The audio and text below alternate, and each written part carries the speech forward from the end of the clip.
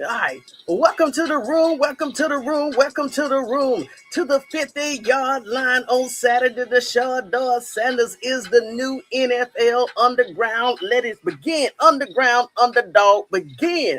Coach Prime, it is saying that he and Shedeur Sanders, it is all about the pedigree. I'm going to cover the Cleveland Browns, training day 1, 2, and 3, and go ahead and give my overall NFL analysis all over the last 72 hours.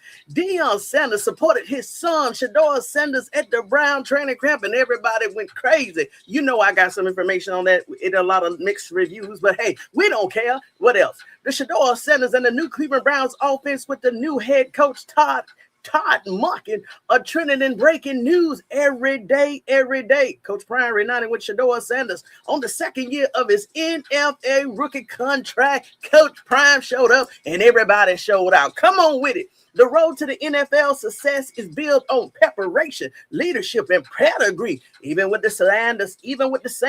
In the episode of the 50-yard line, we're going to examine Shedeur Sanders, the football journey, day 1, 2, and 3. And I'm going to give you some commentary. I'm going to give you some commentary on what went on around the NFL, all the analysts, and also the social media platforms. So, if you're ready, go ahead and get your notes, your drink, and your vest. Woo! Because we stay vested up over here at Tony Talks, vested up, compelling sports edge. It's official, y'all. This is official. Let's go. This is official. Hold one. It's official. Hold one. Well, let's go. Hey, how you doing, new member? How you doing, the Knowledge Nook? B5Y, how you doing? I remember you from last night. Thank you. Hold on, let me stop this right here. One second. What's up? How you? There you go again. You gonna see some of these Shedeur Sanders vested time. What you mean? Good morning, Pastor. What's going over there on the other side of Tony Talks vested up? Here you go again. Be right back. All right, gotcha. What's up, Slim 81? You know I got you still on my radar. I got the Carolina Panthers on my radar. I still got to find that video that my North Carolina buddy was talking about. Hey, but we still got the Carolina Panthers on our radar for week 3. Trust me. And I ain't gonna say nothing. I'm gonna say something. There is a very unpopular, infamous YouTube podcaster that also said that they predict Deshaun Watson's going to start. Y'all already know I can stomach that, but they're also saying that they can see Shedeur Sanders coming in game 3 or 4. Shout out to Justine, wherever you are. Shout out to you, Justine, because you said that week 3 or 4. I mean, in fact, I think a lot of us, when I went over all of the teams and all the drafts that we got to play in the first 6 weeks, and after looking at how they ranked, knowing that week 2 is against Tampa Bay Buccaneers, with that Ruben Bain coming off that defensive end, Deshaun Watson may be tired by week 3 going into the Carolina Panthers, because he would definitely be running for his life because he ain't ready for it. But let's keep going, okay? Let's see here. Amen. Hey, you go. Hey, go Tano. Hey, how you doing, STP 1208? Come on with it, cheerleader. Come on with it. Oh. What's up? Oh, there you go, Justine. How you doing, Justine? Good morning. What's up, Donna C? Let me tell you one thing. In the last 2 lives on the other side of Tony Talks vested up, the legal analysis part, girl, everybody love that politicking and politricking. I shouted you out several times. Several times. So just know that your name was ringing loud and clear that night. Politicking and politricking. And we already know what's going on in the NFL also. So I will continue to use that, Donna C. Politicking and politricking. Pastor, you know what's up. Same as yesterday. As far as you being concerned, shh, don't tell nobody. What you talking about? Yes, you all see my baby. Donna, you drinking this time of the month? Donna, what you talking about already? You see my baby? What? You all see my baby? Oh, okay, I got you. Oh, you talking about verse? Are you talking about Shedeur? Are you talking about Tillman? Are you talking about Corley? Are you talking Isaiah Bond? Are you talking about? Which one you talking about, Donna? Make it plain and clear. That's what the words say. Make it plain and clear. I'm just teasing you, Donna. I'm just teasing. But for real, I know you ain't talking about this nephew right here on the screen. I know you not talking about Shedeur Sanders. You mean the one that we're about to get into? All right. If I said I already warned you, go ahead and get your notes, your drink, and your vest, because we stay vested up over here at Tony Tuck's Vested Up Compelling Sports Edge. And I'm finna walk this slow because it is Saturday morning. This ain't no lunch special. I don't gotta rest. I can go ahead and just formulate and articulate everything real nice and smooth. But I'm gonna get you in and I'm gonna get you out with the right information. And from my perspective, come on, Tony, let's go ahead. Let's go ahead. What you say? Shedeur. Don't do it like that. I promise you. What's up, Peter Supernatural? I have to be the cheerleader. Here you go. Because I know nothing about sports. Oh, okay, gotcha, Tano. Yes. Trust me, as I told you before, stay with Tony Tuck's Vested Up Compelling Sports Edge, and I'm going to get you through this season. And after this season here, me and all the Vesters in this family is going to get you right. You'll be screaming, Shedeur, Shedeur, Shedeur, the Cleveland Browns, and the Colorado Buffaloes. Because Coach Prime also showed up in day 2, day 3, showed out and showed up, and we got that wisdom. I got some of that clip. Shout out to you, Bucky. WelloffMedia in the house. Come on with it. Y'all better get some of this energy, because if y'all don't want this energy, I'm going to keep it all to myself. Man, I got so much sleep yesterday. Yes. I ain't going to do you like that no more, but you know you're a day one duster, so I got to get you. Happy Peter. Happy Saturday, y'all. Peter Supernatural. Come on with it. What's up, Destin? How you doing? Good morning, everybody. Grand Rising. Good morning, Grand Rising. Come on with it. Good morning, WC. Here we go. Family talk. Well, let's go ahead, Tony. Come on with it. Well, here we go. Let me go ahead and move myself from this screen right here. I like being on the right side. Of justice and all the injustice, including Shedeur Sanders. But let's keep going. Now you good. I'm going to be NFL certified. You're going to be NFL certified. You're going to be an analyst. You're going to understand everything, the X's, the Y's, and the O, and the Z's, and the slots, and everything. I got you. You in good company here. So let's begin. Y'all know I'm not going to start the live while saying this right here. I'm going to keep saying this right here. As anyone who has strong discernment, whoever this person was on X, I definitely subscribed last week. This was so good. Yes, I'm still referring to it 7 days ago. As someone who has strong discernment, talking about himself or herself, do not, I repeat, and this goes to you also, Vesters, do not pay attention to anything these national or local media people are saying in relation to the quarterback competition and Shedeur Sanders. Now, in your life, put your own words in there. Don't pay attention to nobody else that may have something negative to say about you, right? If it's not positive criticism, okay? They are doing their best to try and talk Shedeur Sanders out of that position, because it's looking like he is the long-term answer, y'all. Ho one. And they know that they are actually scared it's going to work out. Don't fall for their shenanigans. I compare it to how the devil works. When you are about to do something great, he attacks hard to try and pick you out of your position right before the blessing comes. I had to add those words in there, right? Unplug, do not get on social media, and stay focused on the goal at hand. The way you overcome is by being aware of the motive. You are almost there. Shedeur Sanders, you are almost there. Come on with it. What's up, TDP 12, TDP 14, TDP 14, 27, 28. Come on, calm down, Tony. How you doing? Did you see my comment under your video where you was doing the Shedeur Sanders dance? What, are you serious? The Shedeur Sanders dance? I gotta get that. I may pull that out at the end of this right here. I gotta pull this out. Oh, come on with it. I love the video so much. Okay, after watching day 3, I'm gonna have to show that over here. Y'all remind me to pull up Lady E's Shedeur Sanders dance over here. I may have to add it in a trailer. After watching day 3 training, it appears the competition isn't between. Come on! I heard, you heard. Let's keep going. I'm trying to tell you. Hold on. Y'all know who we coming here to talk about? We coming here to talk about that Shedeur Sanders. I told y'all Shedeur Sanders. Look at that eye. Didn't I tell y'all Shedeur Sanders had the eye of the tiger? When they said official, you got to report. I told you in that Shedeur Sanders documentary, you can see it in his eyes from the side right here that he was developing that eye of the tiger, even though he's a Cleveland Browns dog. Trust me. Let's see here. Y'all already know. Oh, matter of fact, here you go. Look at Shedeur Sanders' eyes right here. Look at the little. No. Hold on. I want to show you. Oh, here we go. Y'all see that right there?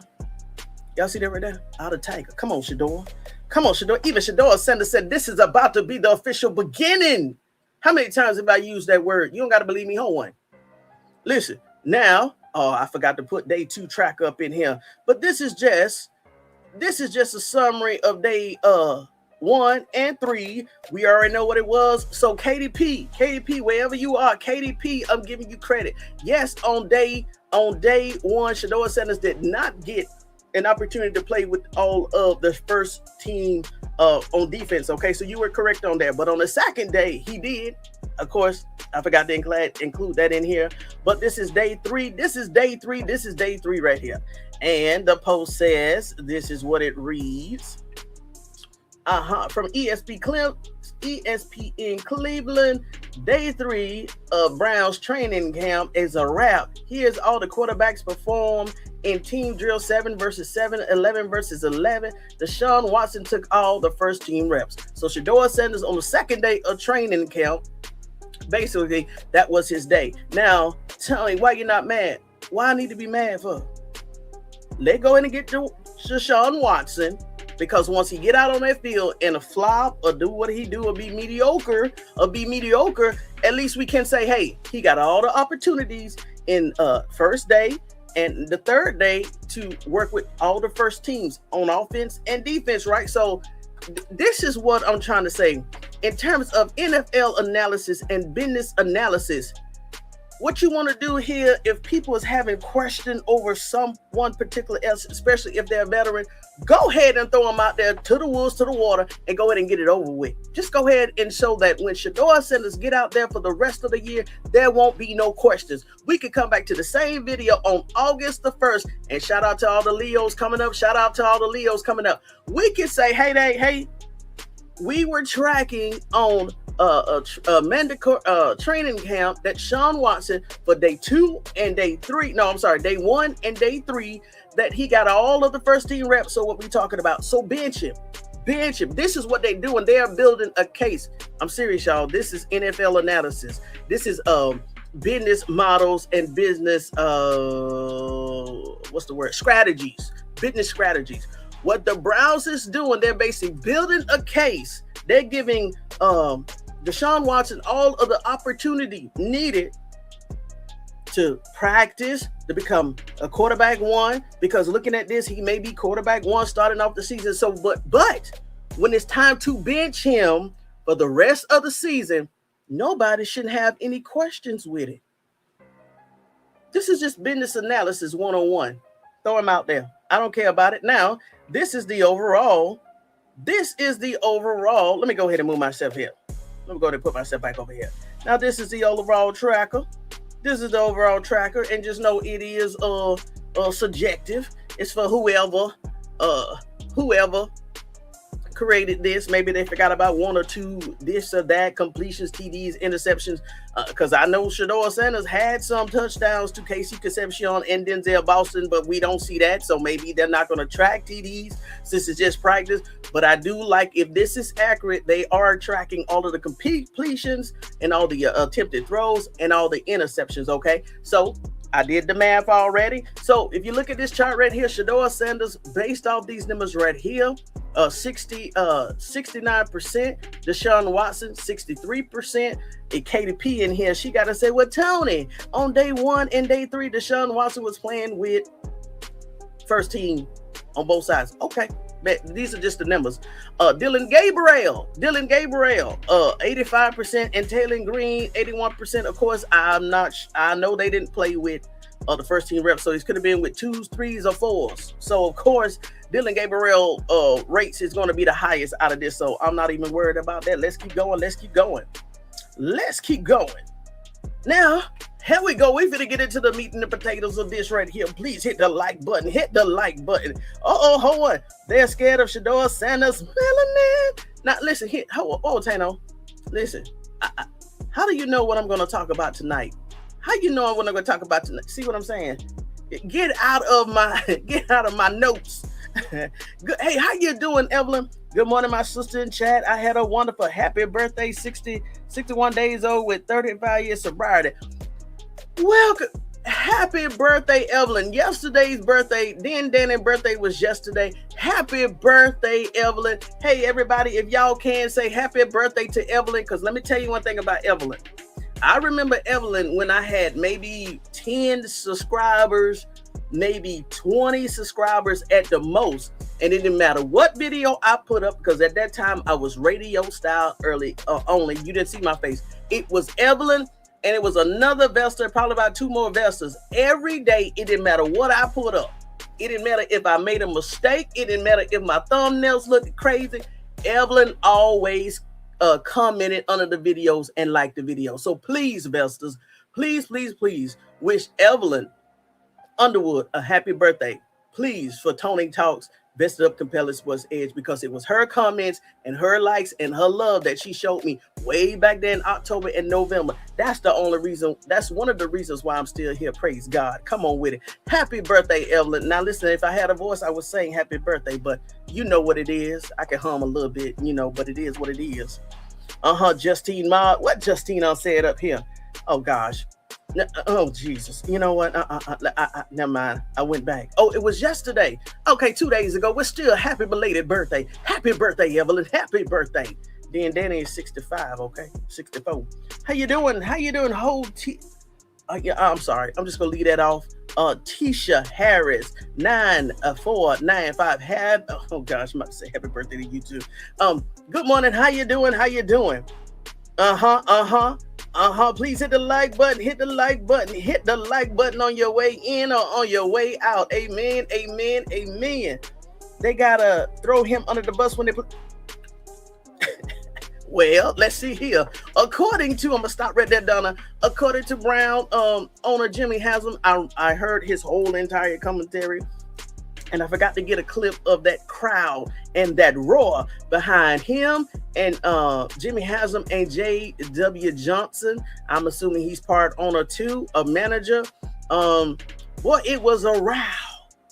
Ooh, they were talking. Probably about within the 5-minute to 10-minute time stamp. You hear a row. And I said, oh, that's them kids going crazy over there by Shedeur Sanders and walked out the building. Y'all, it was like a roar. And you know what? Mary Kay Cabot, when she saw that, she eased in that question about, well, Jimmy, how you going to handle the quarterback situation, since most of the fan base may want to rock with one particular quarterback and not the other particular quarterback. Not Nancy, because I'm finna hit Nancy Grace tonight, but Mary Kay Cabot. Lord, I got 2 of them. Mary Kay Cabot and Nancy Grace. Nancy Grace. Mary Kay Cabot. Stop. But she's not going to stop, y'all. She's addicted.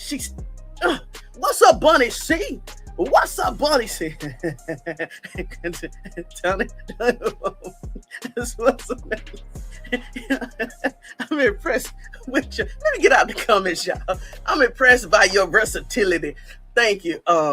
Thank you, Bunny. Oh my gosh, y'all. These are some of the Vestas coming in from the other side. I warn you, they were coming. Welcome all Vestas. Now, I'm stay out the comments. Let me go ahead and stay focused. Boy, them Vestas showing up to this morning here. Now, let's go here. The Browns owner Jimmy Haslem has said that the Browns will win over 1.5 games this season. I can rock with that. Because at least that's better than last year, right? 5-12. Even though we could have been 7. Shedeur Sanders could have been 5-2. So that means that we would have been 7-10, right? if Kevin Stefanski didn't do what he needed to do. And yes, Kevin, how you doing? I remember your name. You're about to be in my algorithm so bad. Ooh, I will be watching the Falcons game this year. And you and Alex Van Pelt. See, y'all Shedeur Sanders investors, y'all thought I forgot about all these names right here, right? But I'm definitely watching them. I'm watching Carolina too, since they boldly want to steal Shedeur Sanders away from the Cleveland Browns. Hey, it don't matter, because even if you do get Shedeur Sanders, I'm just going to change the color so we'll just be one big family. But I agree with him. Now, in February, when I first did my first, maybe my beginning of my lives, Justine said she could see, what was it? A 15-2 record. At that time we had Myles Garrett. Now, and this was before the draft. So we was talking high even before the draft this year. And after the draft, the Cleveland Browns was ranked #1 with the draft. All them wide receivers and them players they picked up, and Taylor Green. Come on with it, baby nephew. So Justine, she predicted 15-2, Slim. He's a Carolina Panther fan, but he also supports Shedeur Sanders. He predicted a 14-3, and myself, I predicted between the same thing. Now, after losing Myles Garrett, we did pick up Burst. I'm easily going to say with my chest, 12-13 wins this season, easy, and a playoff run, most definitely. So, Jimmy, I understand why you went so low. I understand, but you do see he is expecting some improvement, which I agree with. Because we already looked at the schedule. Let's not forget, when the schedule came out, what was that? In May, they said the Cleveland Browns had one of the easiest schedules in the NFL this season. So listen, we go ahead and get Deshaun Watson out of the way, and we can go ahead and get some of these winning games, right? Easy winning games. Let's keep going, because I got some videos to show you here. I got some videos to show you right here. Come on with it. This is what some of the, let me turn this down so I don't bust y'all eardrums this morning. Now, this is what I got. These are some random clips that I got off X this morning. The only team in the NFL not having a single quarterback with a 70+ overall rating in Madden 27. Yeah, okay, the Cleveland Browns. Deshaun Watson, 69. Shedeur Sanders, also 69, are tied for the team lead. Let me tell you one thing. When you got Cleveland, you don't see this issue. We already say it's not even a discussion, but when you got a second-year rookie that is tied up with your veteran, as we said before, this should even be a discussion about who's going to start. When you got a second-year rookie that only played 7 games total, really 6.5 total, and he is on the equivalent level of your veteran starter, okay. But let's keep going. Now, this is from the brownnews.com. Jason Lloyd, the athletic. Oh, geez, not the Jason. Lord, I should have read this over. Okay, let's keep going. Raised questions about Deshaun Watson's NFL future. Okay, I could go with this one. Okay. Raised questions about Deshaun Watson's NFL future, arguing that the Browns would give the veteran every opportunity to win the starting job despite his uncertainty about Watson's ability to still play at a high level. Let's go ahead and get it out of the way, basically, okay? Though the first couple of days of training camp, I'm not sure Watson is still capable of playing quarterback in the NFL. Well, what did y'all see? I know I saw some interceptions, but what else went out there on the field? But the Browns are going to give him every opportunity to win the job out of camp. That's all I'm saying. Give it to him. Give him, still get Shedeur Sanders some good quality opportunities with the first team reps, offense and defense, but give it to him. Just go ahead and give it to him so we can go ahead and get this conversation out the way. Now, you listen, I'm about to surprise y'all. I got a clip with Acho, y'all. I know. But listen, I understand. I got a clip with Acho, y'all, basically saying the same thing. Hold on. Give it to him. But the Browns are going to give him an opportunity to win the job out of camp. If Watson managed to beat out Shedeur Sanders, it will tell you without telling you what the Browns think of Sanders. See, that's that BS at the end. But y'all know, we already know who we talking about. We already know who did this quote, okay? Let's see here. Let's not forget. This is Shedeur Sanders. Let's not forget. Let's not forget. Let's not forget. Now you know I'm finna go in here. You know I'm finna go in here and play a little bit right here. Come on with it, Bucket. You know what I did? Are you kidding me? Huh? Oh. How you doing? Come on. So stretch starts at 115 and then This workout, man. Got to. Come on, Coach Prime. We get the same amount of time in the day. Come on, Coach Let's say Prime. that again. We get the same amount of time in a day. But what you do with your time is what separates us. Yes, sir. Think about what I just said, because it's real. That's what separates us. They ain't wasting no time. Foolish thing, foolish people, foolishness. We'll break. We'll do a walkthrough. The practices. So when he sends me a schedule, that means in his voice, Dad, I want you to come see me. I didn't get that text last year. He going straight. Oh. I didn't get that text last year. But I got it this year. So what does a father do? You appear. Come see his baby, because I don't know when I'm gonna see him again. Right. It's time for us to go to work. It's time for us to lock in. It's time for us to focus. He's already there. I'm there too. We just say practice. We start team meeting Sunday, go to work Monday. Can't wait. I'm excited. I had to come. It's the last time I get to see his face. Get to hug him, get to touch him. Physical touch is everything. Amen. Last time you put your hand up, I ain't get love from you. Devil is a lie. Devil is a lie. Come on with it. Mind if they allow it. So never. I got it. But they gotta want it. We gotta want it. It's beautiful, man. It's beautiful. Cleveland Browns, y'all doing this thing. It's beautiful. Let me tell you one thing. How you doing, sir? Do y'all know that this is the last field? Yeah, I'm saying it with my chest. This is the last field that it was a different energy on this same field because Kevin Stefanski was there, y'all. Listen, have y'all noticed that everything is different in the Cleveland Browns Berea Stadium training camp, wherever it is? Because even the walls look better. Even the walls look higher. Even the grass look greener because Shedeur Sanders is there with all of that positive energy, y'all. It's the aura. It's the energy. It's the greatness. It's the God within Shedeur Sanders that is pulling everybody there. Listen, do you know how many people have changed their tunes about the Cleveland Browns in just what? We talking about since week 18 all the way up to now? All the way up to now? All the way up to now. Let's keep going. Come on, Coach Prime. Come on, Coach Prime. Beautiful. You practice fields the Browns. Browns crew are doing it. Oh, God is good. Even he said the grounds crew is doing it. And you know, Coach Prime has standards all the way up in here. Even he said that the grounds crew is doing it. All for a fifth round, 144 quarterback drafted in the fifth round, colluded against. Yes, even the Cleveland Browns have recognized who they got on their team. Let's keep pushing. Let's keep pushing. They go Taylor, y'all, number 15. They go Taylor. You throw me a deal. I ain't throw you one either. I know. You with my shade? Can you put these blenders on, please? Throw me a deal, Put these man. blenders on, man. Nah, I need my style though. No, seriously, like, give me a style that I like. Tell me what you like, I got you. Huh? You see what they say on the frame? They can be you. That's a good conversation. Good.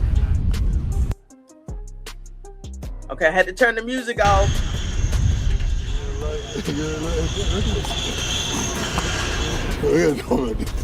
Hey, dog, I'm focused right now, dog. I'm gonna have to see you in a second. I got a little warm up ritual, dog. I gotta get. Let me tell you something. Do you? That's what we talk about.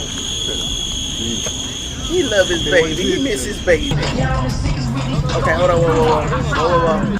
Okay, I gotta go mute right here only because of the music that it was playing on the field. But look at this right here. Was that Dylan? Now I know this is Shedeur. Did y'all see how many people, y'all be honest now, be honest, because I was honest last year.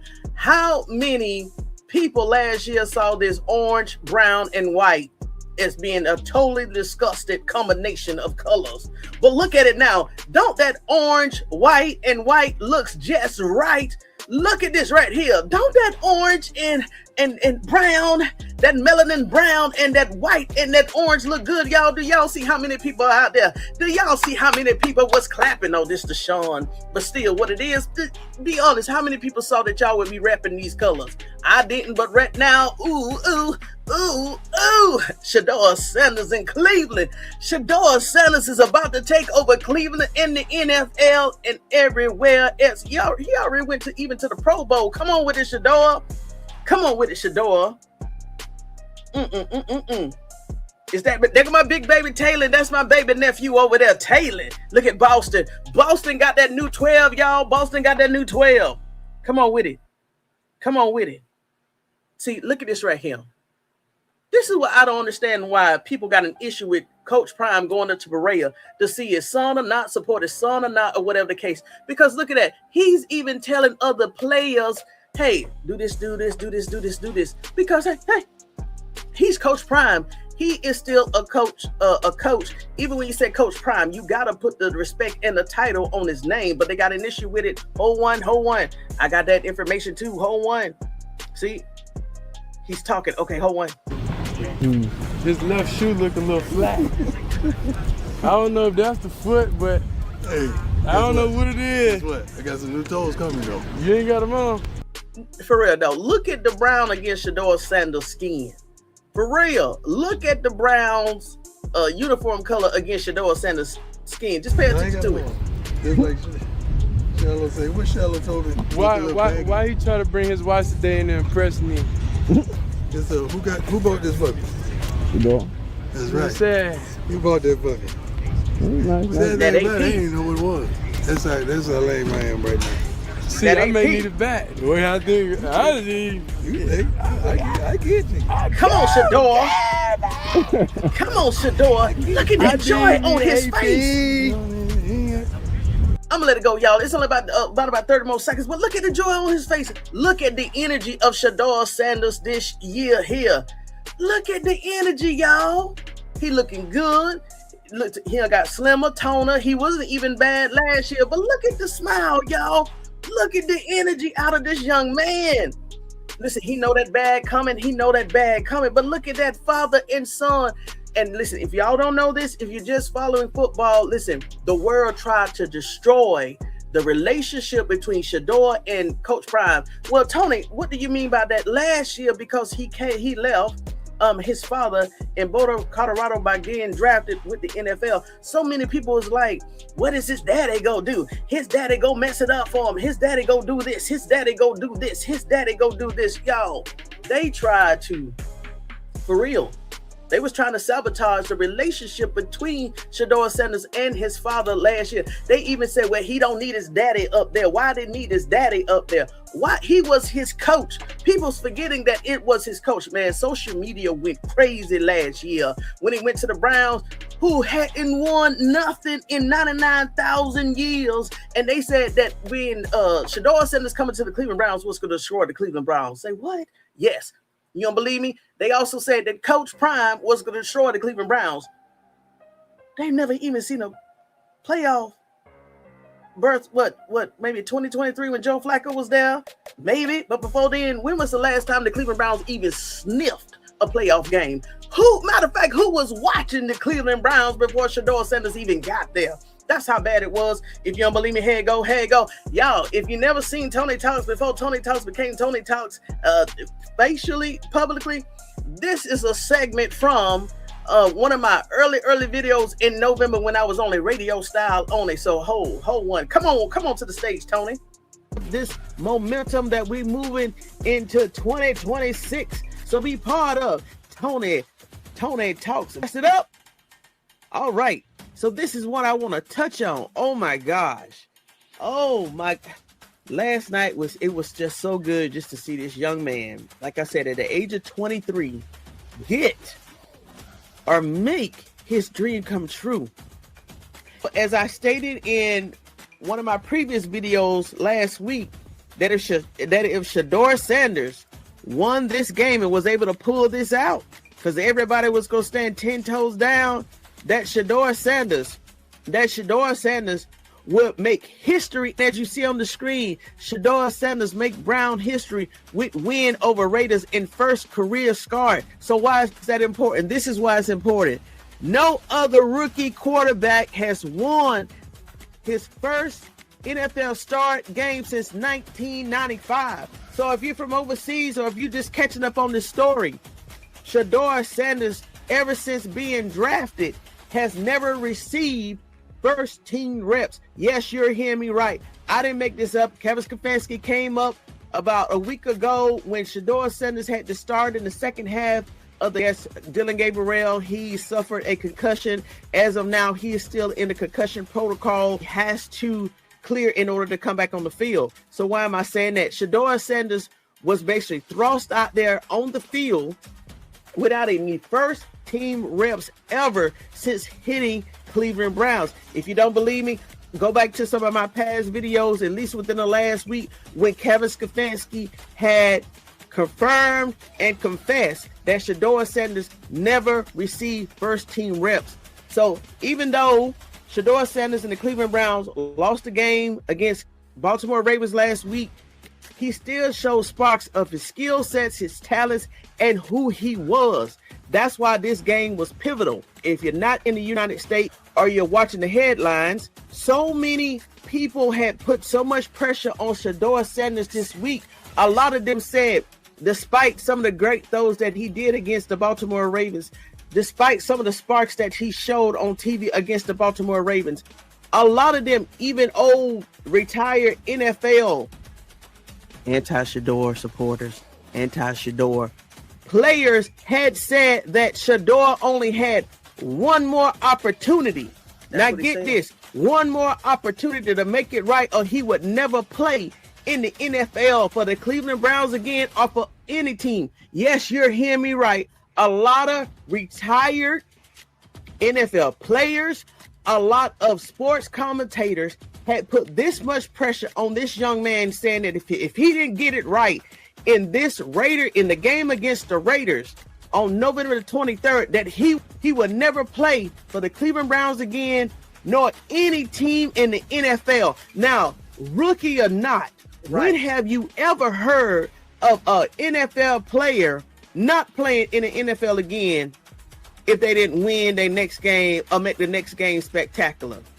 Even some of these old NFL retired players and commentators said if Shedeur Sanders didn't throw the ball 300 and 500 and 600, 800 yards in his first NFL game, that he was not special, that he was not worthy of getting another shot. Yes, these were the narratives that we were hearing over here. These were the narratives that, like I said, sports writers, sport commentators, NFL old heads was talking about, that Shedeur Sanders, even if he win or even if he did not win, he would not earn another start in the NFL.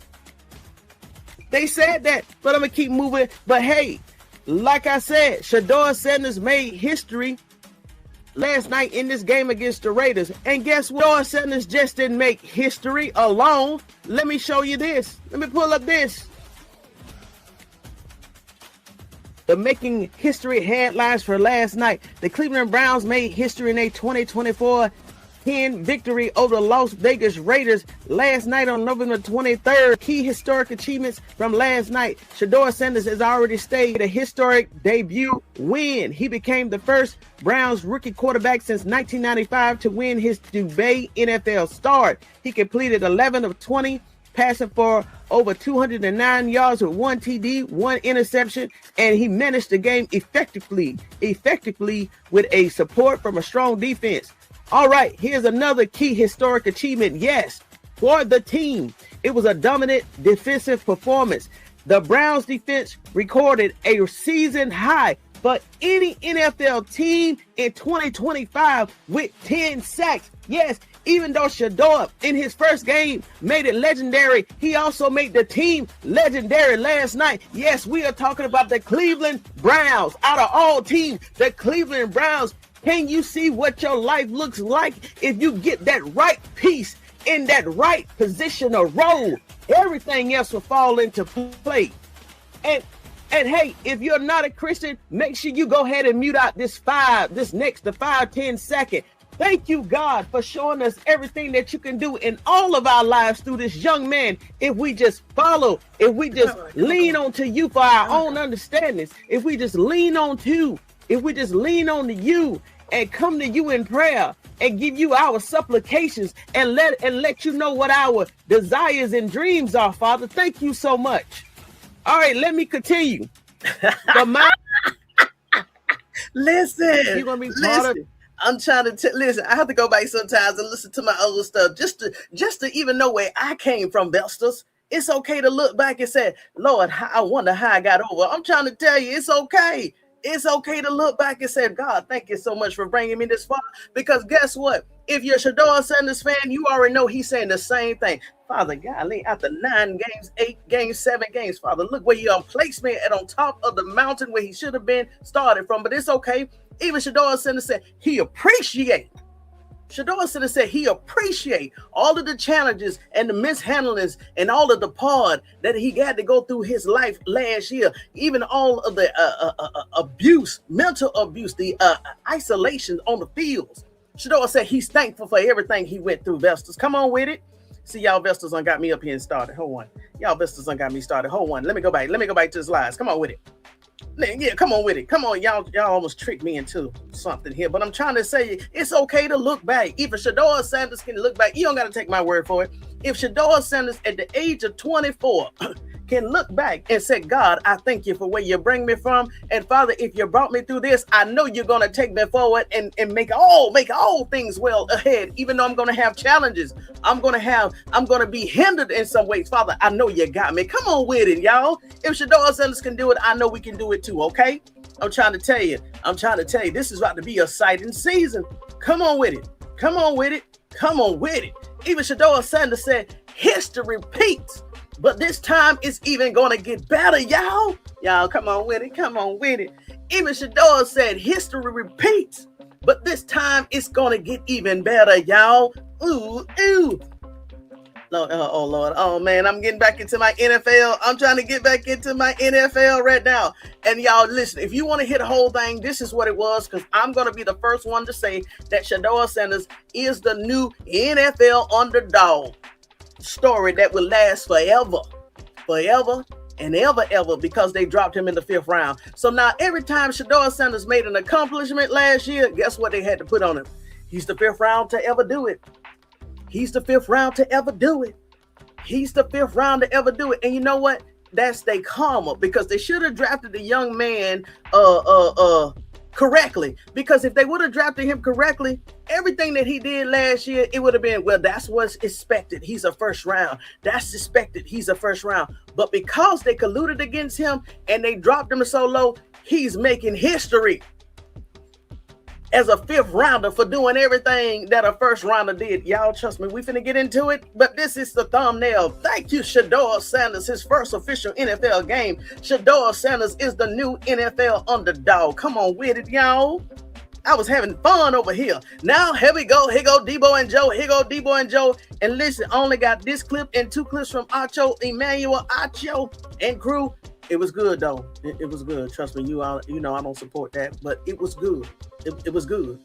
Minus his take on, he didn't understand why Coach Prime was always hanging around, but it was okay. It was okay in the middle. So let me go ahead and bring this clip right here to Deebo and Joe. Come on, Deebo and Joe. Y'all know I like Deebo and Joe. Oh, let me load it. Hold on. Let me go ahead and load it. Load it. Hold on. Here it go. Here's their commentary. They did right. Yeah, you could have. Y'all know what y'all doing. Miles got up out of there, and they left some. There was still money. They had some bread left on the table now, huh? Take care of the guys. Yeah. Okay. Yeah. Y'all had a visitor though, Coach Prime. Yes, man, Coach Prime came up, brother. I guess he was up there yesterday, and he was talking to the coach. He gave him some insight. They said, gave him some insight. Here's the crazy thing, man. Your guy Todd Monken, when they asked him, he was like, it was really cool. Deion Sanders, are you kidding me? Forget that he's Shedeur's dad. I mean, first of all, he did an unbelievable job with Shedeur, great kid, and obviously an elite football player, hell, baseball player. And then as a coach, I mean, wow, everything that he's achieved, that was awesome. Then he went on to say he gave him a little bit of insight, but we were up against it. The general manager, Andrew Berry, was next. So I had to give him up to Andrew. So there was some back and forth as to being about Shedeur in terms of how he processes personal-wise and I think competitive-wise. He got into it at the end in terms of what makes him tick, which was good. It was all good, but we've seen most of that. Most of what he said, we've been able to see. Now we haven't gotten to the games yet. That's a different animal. But at this point, what he talked about, I would have said, no, that's how we've seen it. That sound like, to me. What sound like to you, Deebo? It sounded like Shedeur starting quarterback. I'm just saying. That's what that sound like to you? Hey, man, that's what it sound like. Yes, sir. Hey, it sound like Shedeur starting quarterback, but I ain't gonna. Like again, that's you know me. That's just me. That's just me because I do what I do. But when they asked him about the quarterback competition, he said this right here. We got it right here. Come on, Todd. Yeah, nothing's really changed. We anticipate alternating. First of all 4 quarterbacks are going to compete. They all won't get equal reps. Obviously, we will alternate just like we did in the spring with Deshaun and Shedeur with the ones. The easiest way for me to say that, and it still won't stop you from asking, not you particularly, but everybody in general, is the first game. And we're going to have a start of the first game, right? I mean, ultimately, I'm not going to decide who the starter is. They decide by their play. Their play decides who the starter is. I don't have any preconceived notions of how they've played in the past or how they're going to play. I only can, with my eyes, judge. And guys got to play well around them. I think we've shored up some things up front. We've added some weapons on the perimeter, so I think that's going to help. But they'll decide who plays. I don't decide who plays. The players decide who plays. Come on with it. Yo, what you take from that? You know me, I like to read them between lines. I like to read the lines. I've just read the lines there. Like that was the lines. That was what he said out his mouth. So I'm just where do you see? Who do you see being the starting quarterback? I'm just going off of, I don't even know what happened. I know they was keeping the tracker going of who was throwing picks, who was making completions, and your boy was leading in the pick category, and Shedeur was leading in the completion category, right, and in the touchdown category. So I'm just trying to figure out where you at with this. First and foremost, the first thing was when Deion Sanders arrived. Come on. I respect and love that Todd Monken is acting like a human being. Thank you. Like, that is Deion Sanders. You know what I'm saying? Is respecting his career. That is the father of Shedeur. You know what I'm saying? Just not trying to act like being submissive of Deion. Because that's when people you don't have to be all impressed, but at the same time, Deion Sanders was a coach. He did coach his son. He did coach, is a Hall of Fame football player in the NFL. And then was the coach of his son in college football and did good at Colorado. So just from the respect factor, I just love the way that he was being a human being and was like, damn, that is Deion Sanders. Secondly, when he talks about both of them are going to be getting reps, I think that Shedeur Sanders is going to probably win the job through training camp. I think that Todd Monken is being honest where this is the thing. If it was up to the coach, then I think he wants to put the best player out there to play. Is it going to be someone that goes over his head? Is ownership going to step in and say, hey, look, we're paying this man this money, and I think that he should be the first one to go out there? I don't know. You know what I'm saying? So if it's Todd Monken saying this from a legitimate space where, boom, best quarterback is going to take the job. We're going to have them equal reps. We're going to see what Deshaun looks like. We're going to see what Shedeur looks like. We're going to go into preseason, and these reps are legitimately going to be what makes it happen. Does he throw picks? Is he looking people off? Does he know how to run the offense? Who's making our offense look like it's a professional offense? So I think that Shedeur is going to win the job, but I don't know if there's going to be the powers that be that might step in and be like, look, he's getting that bread, we're still paying him, so I would want him to start. So if it's close, who do you think starts?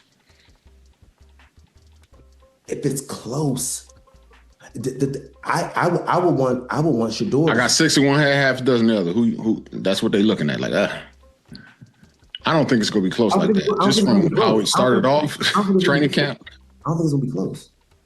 Yeah, I don't think it's gonna be close. But if it's close for me, I'm Shedeur. I just got to go with Shedeur. He's younger. He gonna have more time to improve and learn through the process.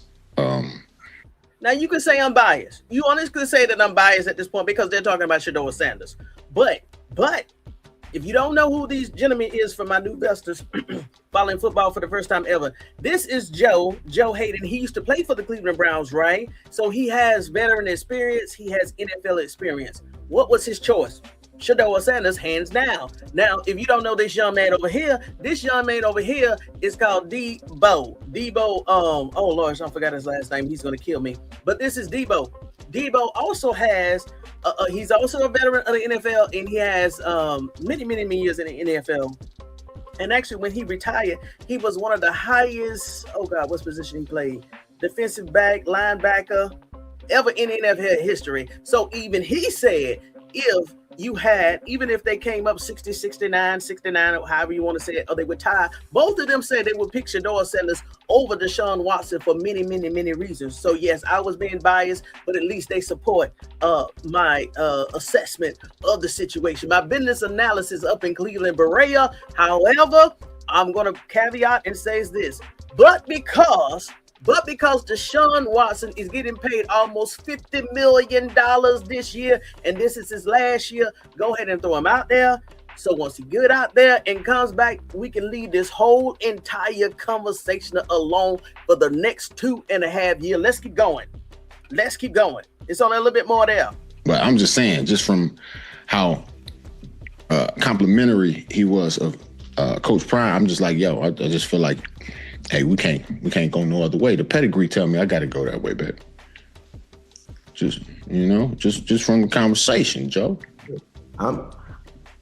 I think that when Todd Monken says that, I mean, definitely him respecting Coach Prime, but it's going to be on the football field. I think that Shedeur, if it's a real competition, and the coaches know and the players know, they're going to see. There's going to be ways when we're like this. No, he's playing better than the other quarterback. Like when we say even, I don't know where they give it. I think Shedeur's going to have to show that he's winning outright. Outright? I would. Yeah, outright. That's a big word. Outright. It's like, okay, I could look and just say, all right, it's done. Like right now, just looking at what I was seeing from how they were tracking all the stuff, yeah, it's a no-brainer. Like right now, like the first few days of practice is a no-brainer unless unless he just unless Watson got to warm up for the first couple of days and then he come through. But that ain't what his numbers been showing. That ain't what he's been showing the last whatever time it was that he was healthy before he ended up getting hurt. But like he said, he gonna let the preseason. Maybe what if he get into the game and he just strike out? He just go crazy. Well, Shedeur get in the game and he played good, but why he get in there and he just go crazy? What you gonna do then? You only got 3 preseason games now. Remember, he strike out on the first 2. You ain't gonna play your.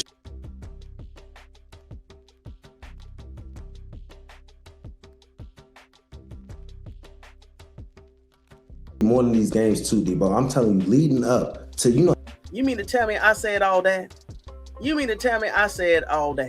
God dang it. Okay. Let me play it. A training camp when it's going ones versus ones, two situational footballs, like when we got 2-minute drills, like all of this practice, real practice reps. And when we leave that practice field in training camp and you go to that meeting room and you're watching the tape, there's going to be real, what are you looking at here? Where are these balls going? So I think that there's going to be, the coaches are legitimately like watching these tapes, watching all these 7-on-7s, watching all of these one-on-ones, watching all the throws, watching the way that they manage the offense, watching the way they get in and out of the huddle, of just being like, how is this going to look? So I think if they're in a real competition, it's going to be coaches putting them in that film that we're not in. We're going to see the preseason, when they get to the preseason games, it's going to be like, all right, show us what you got. But I think the coach is going to have a decision, you know what I'm saying, by second week of training camp, by what does this dude looking like? All right, so that's perfect. So that's what I was talking behind the scenes when I was talking to myself. I was saying that, no, I don't see Deshaun Watson or Shedeur Sanders playing preseason game 1 or 2. Preseason game 3, Deshaun Watson can get a half, Shedeur Sanders can get a half, or Shedeur Sanders can come at let's say the last quarter of the preseason game 2. Because listen, as I said it before on mute, Todd Monken, this is one of the times, and also the Browns, the Browns organization, this is one time not to listen to the fans, okay? This is one time don't listen to the fans. We want you to go ahead and put Deshaun Watson out there on the field. Go ahead and get it over with, because we already know once Deshaun Watson go out there and he shows his limitations of what he can do, put on his own showcase, he's going to come off the field, go on the bench, and then Shedeur Sanders has a clear path to quarterback 1 and to the rest of the season. We don't need Shedeur Sanders to go out there, get the starting job, start off week 1, and then you still got people talking about what about Deshaun? What about Deshaun? What about Deshaun? See, that's going to loom over Shedeur Sanders' head and also in the chatter. We want a clean season this year. We don't want to hear about all those distractions. What about Deshaun? What about Deshaun? No, go ahead and get it out the way. Go ahead and get it out the way. And if you don't believe me, if you don't believe that Tony Talks vested up compelling sports edge, if you don't believe that I know what I'm talking about, even though I'm a woman here and I never played NFL before, I got the mindset. I can see how the business is going. Come on with it. Come on to the stage. Deshaun had 2 interceptions. It looked like Shedeur had a hell of a day. 16 for 19 is a hell of a day. That's not going to make him the starter. That's not going to put Deshaun on the bench. This is a marathon, and this is the first day of many practices to come. And so if Shedeur can continue to stack these type of days, it's obvious he's going to be the starter. But my gut tells me this is football. You're going to have some bad days. You're going to have some bad throws. But I truly believe, regardless of what happens, Deshaun Watson is going to start the season. He'll start about 4 or 5 games. And then we will see Shedeur Sanders to see if he can be a franchise quarterback. He'll get that opportunity, and it's up to him to grab it by both hands and say, this is mine. But he's going to get a chance. But I just truly believe they just going to start Deshaun, 1, paying him way too much money to not give him one more look. That's first and foremost. But it's the first day of camp, bro. Second day. Can't put too much in it. It's going to be a lot of ups and downs for all the players in training camp. Deshaun don't got the luxury, T. I disagree with you on this. In training camp? Deshaun don't got the luxury to be sorry. I was with you yesterday. Everything you said applied yesterday. Imagine if Deshaun goes out there, no tugs, 2 picks again. And then imagine he does it one more time. In the back of the coach's head, he's like, bro, if Deshaun Watson has 2 interceptions tomorrow, he won't even take that chance to throw another interception the following day. He knows what's on the line. He's not, he won't have 2 interceptions tomorrow because he won't even take those chances because he knows what's at stake. Yeah. He knows. But what I'm saying is if he does. Yeah. Because the pick he threw today, it wasn't like it was he was taking a chance. It was just behind him, if I'm not mistaken. He threw a fresh ham and cheese out there. Yeah, I'm like rolling to his left. This is a BLT on a platter. Like that's not that's an NFL quarterback is making that throw. Now I don't necessarily love rooting your quarterback to his left off an Achilles. I don't necessarily love that, but an NFL quarterback should be able to make this throw. Put it far, put it outside. If you put an out route inside, it's gonna get picked. You got to put an out route on the outside. And tomorrow, if they run that same play, he's airmailing it. He's gonna run the ball. Fair. He's just going to run it because he's outside the pocket. He's going to get at least 10 yards out of that. He's just going to run it because he knows what's at stake. But if Shedeur eventually gets his reps with the ones, and if he puts up those practice numbers like he did today against the ones, Shedeur can win this job.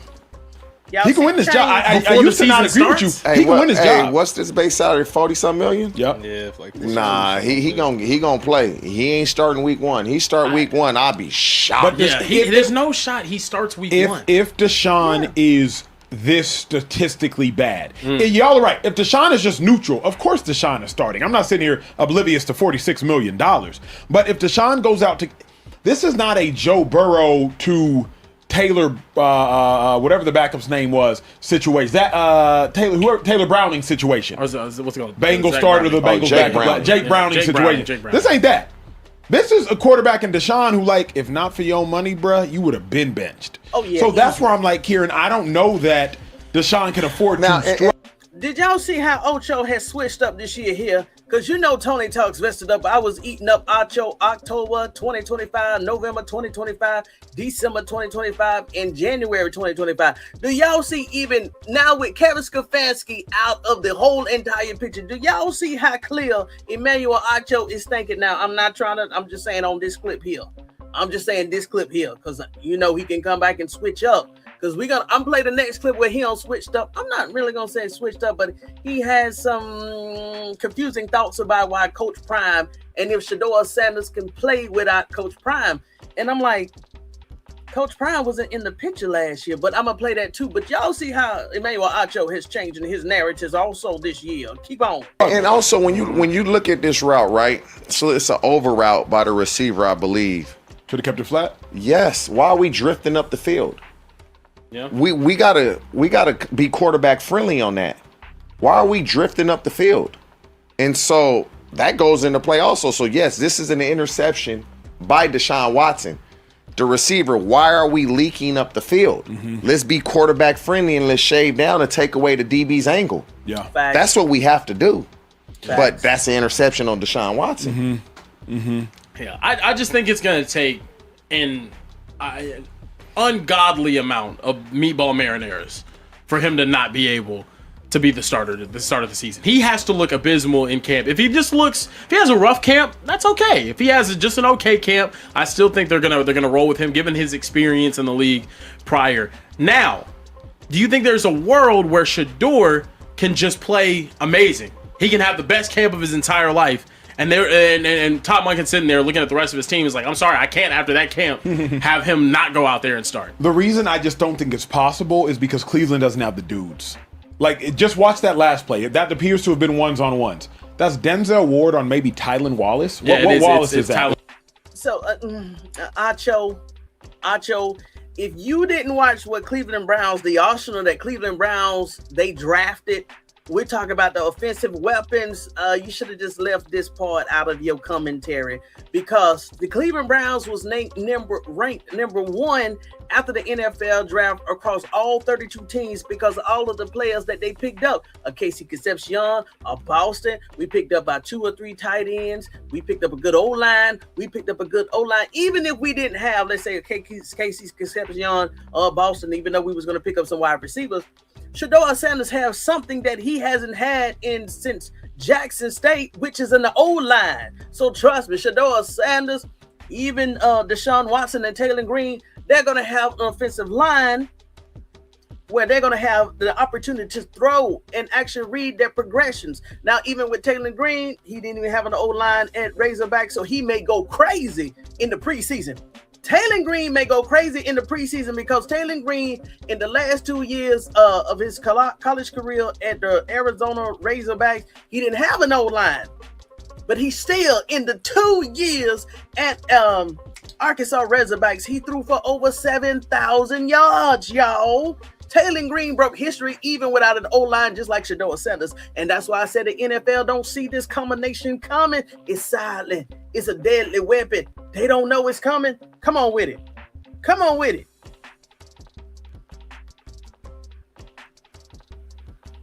Come on with it.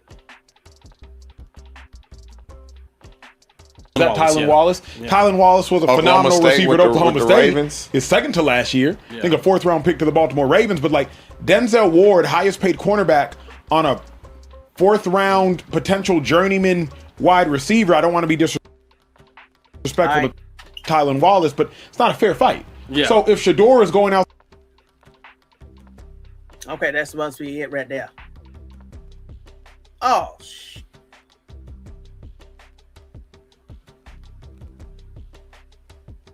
right, let's see here. There we go. what's interesting is if it wasn't Deion and we're on that team, we're looking like, bruh, why's your daddy here? Like, let's remove my.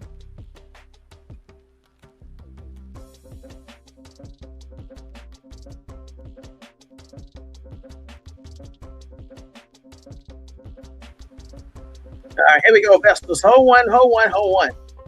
I got a new system, so it's glitchy, but hold one. But y'all know exactly what he was saying. So let's go ahead and play the last audio clip because maybe StreamYard is saying, oh, she getting too excited. So let me go ahead, close out some tabs. I got one more clip and then it's over.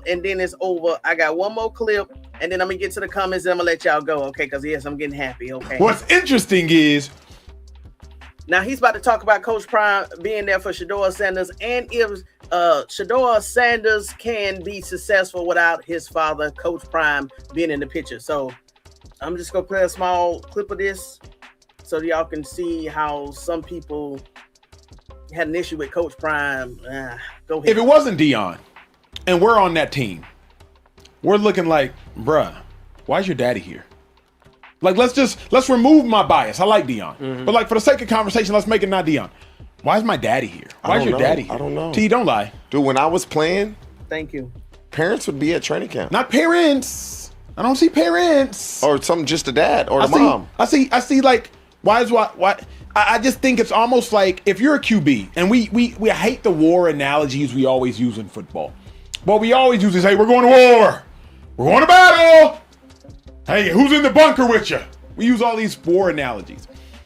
If you're the fearless leader of the team, I just wonder, is there anything where it's like, bruh, the dad coming to practice is almost like Mike Vrabel's puppy coming to the podium. I can only be so real with you if mom and pop are there.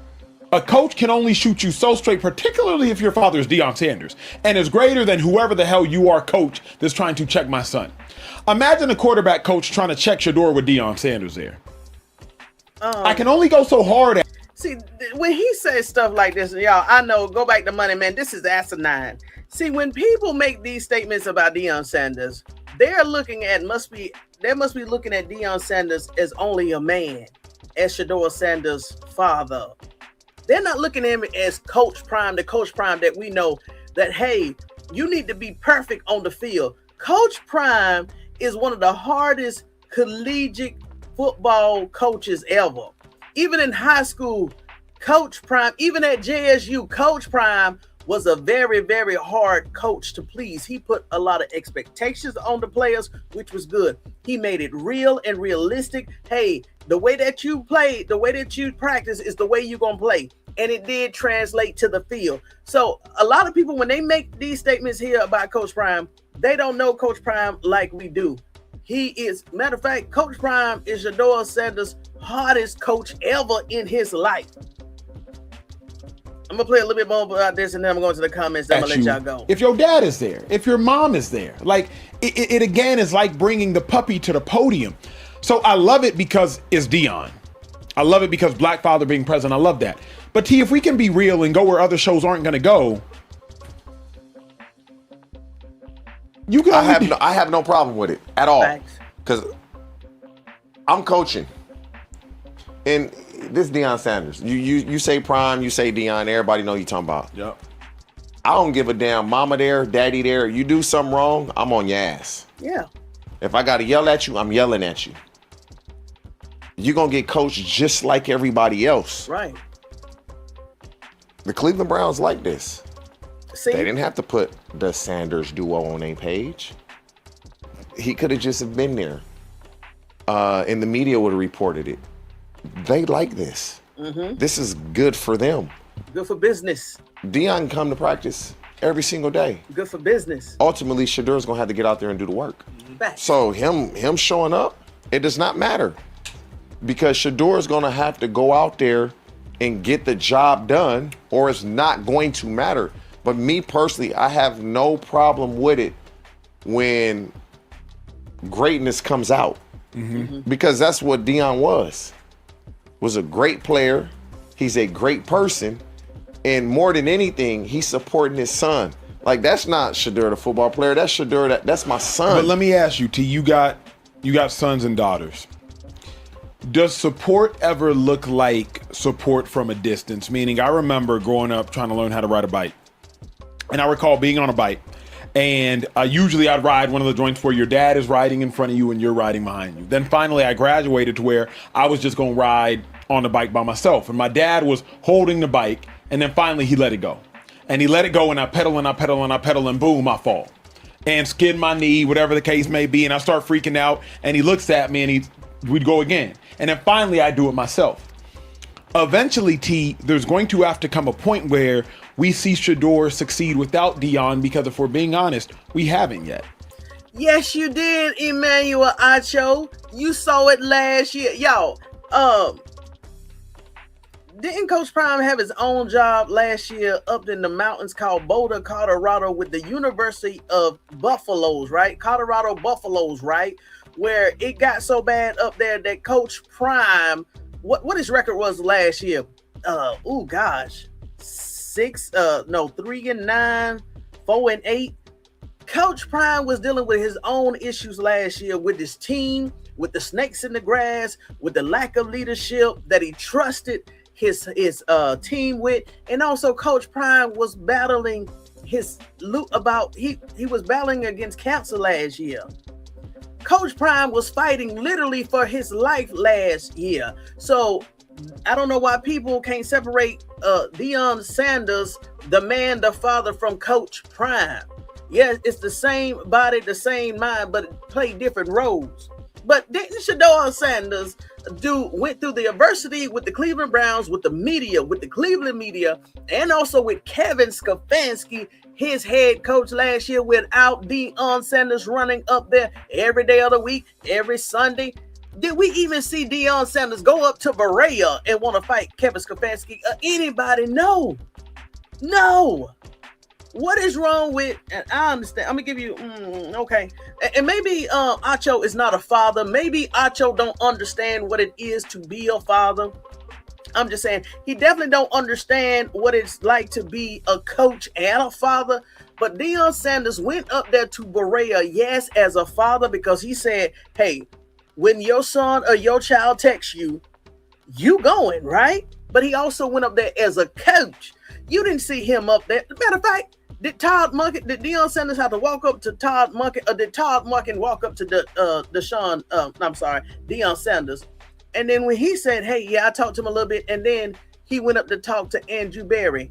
Do you think Deion Sanders walked up there to Andrew Berry's office by himself on his own accord? Come on with it, y'all. They got to look at this thing objectively and stop putting the father of the title of dad on anything dealing with Shedeur. Jackson State, Deion Sanders was his coach. Colorado, Deion Sanders was his coach. I mean, in Cleveland, Shedeur hasn't succeeded yet. He's a rookie. You go all the way back to high school. Deion was his coach. Shedeur Sanders has never had a head coach that wasn't Deion Sanders until he got drafted to the Cleveland Browns. Right, but as one of the investors said, even though Deion Sanders has been his head coach from high school, he's had different OCs, offensive coordinators, even NFL prior offensive coordinators. What they talking about?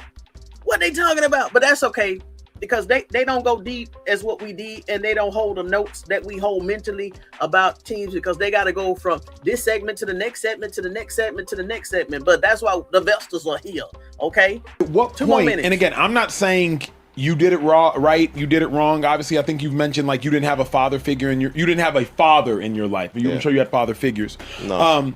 You didn't have a father figure in your life? Not to me. No. So at what point is it almost like, hey, my support of you is knowing, go fly. Go fly, bro. I can't come check on you at practice and training camp every day. Because I'm sure not all these other parents either have the financial liberty to go check on their kids or have the schedule flexibility where we are in August to go check on their kids, or the Cleveland Browns aren't opening up the red carpet to go check on their kids. But obviously, he didn't feel comfortable enough doing this last year. No, Deion went last year. But not they didn't do all this. Thank you. There was a little bit. Remember, Stefanski pulled up. Deion getting ready for fall camp. All the college guys. Thank you. I think they got to be back on Tuesday. It's a flux of college guys out here. We about to get on the field tomorrow. Excited. But college football, they about to start fall. And they about to really get into the fall camp. He just coming out here talking with my son, talking ball with my son, talking life with my son. That's right. Because Deion knows you got to do the work. Yes. We've done all that we could do together. I've done all that I can do as a man, raising you, and as a coach, coaching you, instilling that supreme confidence in you, which is more than anything. Mm-hmm. That's what every player needs. You got to go do it. And looking at the numbers yesterday, great practice. Yes. Looking at the numbers today, yes, great practice. He keeps stacking these numbers like that. Come on, Shedeur. I didn't think he would be the week 1 starter. He may be. But what about the fact Deion was there, I believe, yesterday and today? Obviously, when Deion is present, any parent is like a crutch for their child. You think at this age? Come on, Acho, he went in capacity as a parent and also a coach, Acho. Not at this age. Not at this age. The only reason I might say so is if you are always used to having anything, not even a parent. It's for some people, for some people it's a lucky blanket. For some people, it's a necklace. I've never worn this. Some people, you just always have had this thing. Acho, so my son plays sports. I would say, listen, about 2 years ago, he stopped looking at me during a game, good or bad. Stop looking at me playing basketball. He just running his ass up and down the court. A couple years ago, he do something bad. He wondered if I'm gonna say something, which I'm gonna say it anyway, good or bad. But now, he don't even look at me. He don't look at me. He understand what he needs to do. And whether he does it or not, he understands what needs to get done. He knows the job that needs to. Shedeur is way past that. Thank you. My dad understands I'm worried about what my dad is thinking or doing. He's way past that. You get past that, soon as you get close to being a teenager, if you started playing sports at a young enough age, you get past that. Difference, though, between, in my mind, at least from what you've communicated, you and your son, you weren't your son's coach at all these levels. My only fear is this, and I don't care either way. I love that Deion's there just because I love a present father. My only fear is we truly haven't seen Shedeur succeed without his dad. Yes, we have. Okay, y'all. I don't know. Oh, you know why? Oh, Emmanuel Acho. I know why. Y'all, you know why? I just remember why Emmanuel Acho forgets about last year. Y'all, don't take it as what I'm about to say here is being disrespectful, but now I know why. Now I know why Acho keep forgetting about last year is because Emmanuel Acho was trying to pander to and get the accolades from and the validation from Kevin Stefanski. That's why Emmanuel Acho don't remember what Shedeur Sanders did last year without Coach Prime Deion Sanders, because Emmanuel Acho was doing the work of the devil last year by spewing all of this stuff coming from Kevin Stefanski. He was Kevin Stefanski's mouthpiece. So now I see now it just dawned on me. Thank you, Father. It just dawned on me why I'm like Emmanuel Acho. Coach Prime was not there last year, and he only attended one, maybe 2 games, the Las Vegas Raiders game and the last home game for the Cleveland Browns, right? So, but now we know why Emmanuel Acho forgets what Shedeur Sanders accomplished last year without Coach Prime. All of the records that Shedeur Sanders broke, NFL records and Cleveland Browns record without his father being present. But now we know why Emmanuel Acho, he wasn't focused on that. He was getting all of his talking points from Kevin Stefanski and trying to kiss the feet of Kevin Stefanski. I got you now, Ocho. It just came back to me. Now, let me go to the comments. Let me go to the comments because Emmanuel Acho, I just remember who you were, sir. You was doing the work of the devil last year with Kevin Stefanski. Kevin Stefanski. Let me go ahead and write down this right here. 1 second. 1 hour and 20 minutes. I'm going to the investors chats and we finna take it home. Because Shedeur Sanders is the future Cleveland Brown. Nah, forget that. Already, the Cleveland Browns franchise quarterback.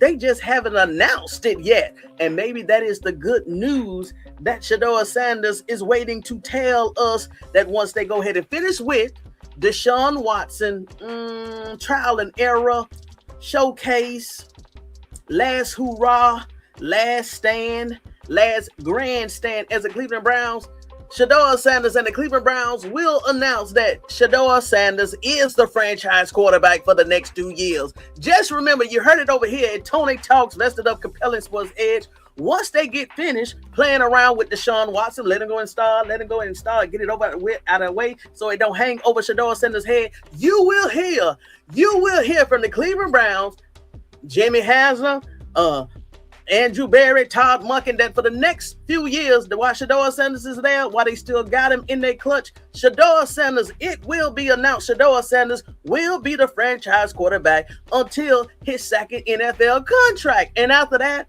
I'm pretty sure, let's not forget that Jimmy Haslem has already sold stock in the Cleveland Browns. What was it, 3% for what? $200 million? Listen, they already starting to try to get that money because they know that when Shedeur Sanders goes up to re-up for his second NFL contract, that money gotta be right.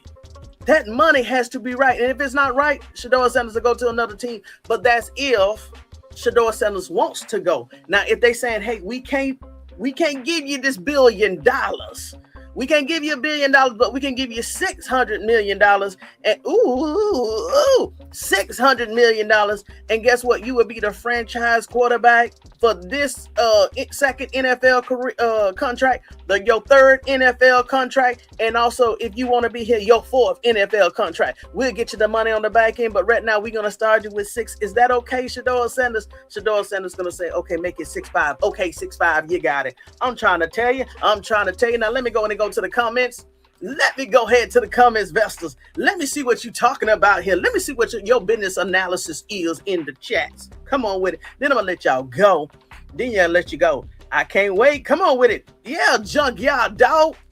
Are you a new Vester? If not, welcome to Tony Talks Vested Up Compelling Sports Edge, and welcome back. Tony Talks Vested Up. Shedeur Sanders style is back.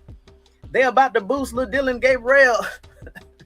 Dylan Gabriel. What? Never taken to Pro Bowl, Shedeur. I haven't seen him throw no touchdown with innocent. Come on, that's what I'm saying. But maybe he was playing with the fours. Maybe Dylan Gabriel, because the scouts team have to get some practice too. But hey, yeah, they didn't put that context in there, did they? I'm so glad the fans get to watch training camp. So yes, they'll let you know it's going to be open to the public.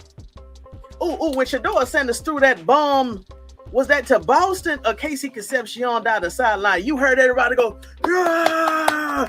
I said, well, God, who is the audience? But I think they was left it up to the public. That's what you're saying. Yeah, the public. They said, yeah. I said, God dang, this is just practice. Get to watch training camp so all the lying and BS can't survive. Come on with it. Look at that. It's called transparency. And the Cleveland Browns is trying to be accountable for all of their business decisions moving forward. But Cleveland, Andrew, go ahead and start Deshaun Watson so we can go ahead and get it over with. We can see the development with our own eyes, and we can see them ham sandwiches throwing Watson up. Those ham sandwiches Watson throwing up. Come on with it. Exactly. Coach knows he can walk. That is great. Come on with it. I saw G. Bush as well with many other content creators boots on the ground Thursday. Okay. Good. In real life, y'all, I'm fighting for justice. If I wasn't fighting for justice, I would definitely. You hearing it now. Next year, hopefully it's going to be different. Next year, I'm going to take PTO for a time like this, and I'm going to be in Berea giving it to you live. I'm going to be up there with my media pass right here. You can see Tony Talks Vested Up on the line commentary every day. I'm putting it out there in the universe. We already there.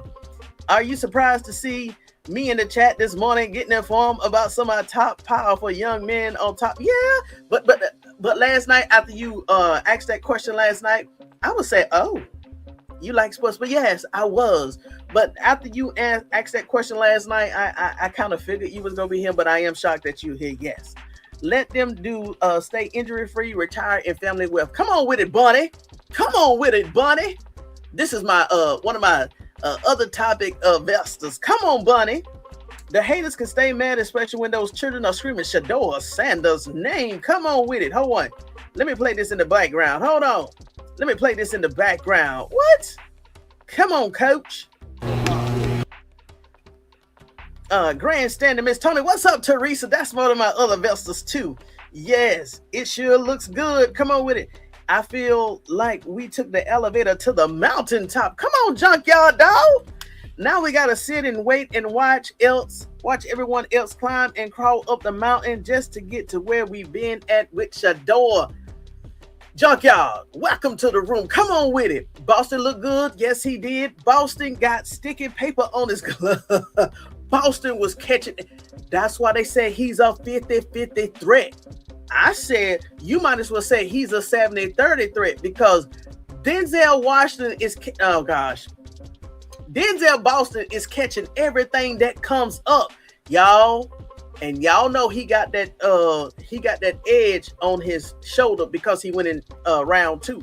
That was a big deal. But trust me, Boston is about to get nasty this year. That's why I like Boston. Number 2 throwing to number 12.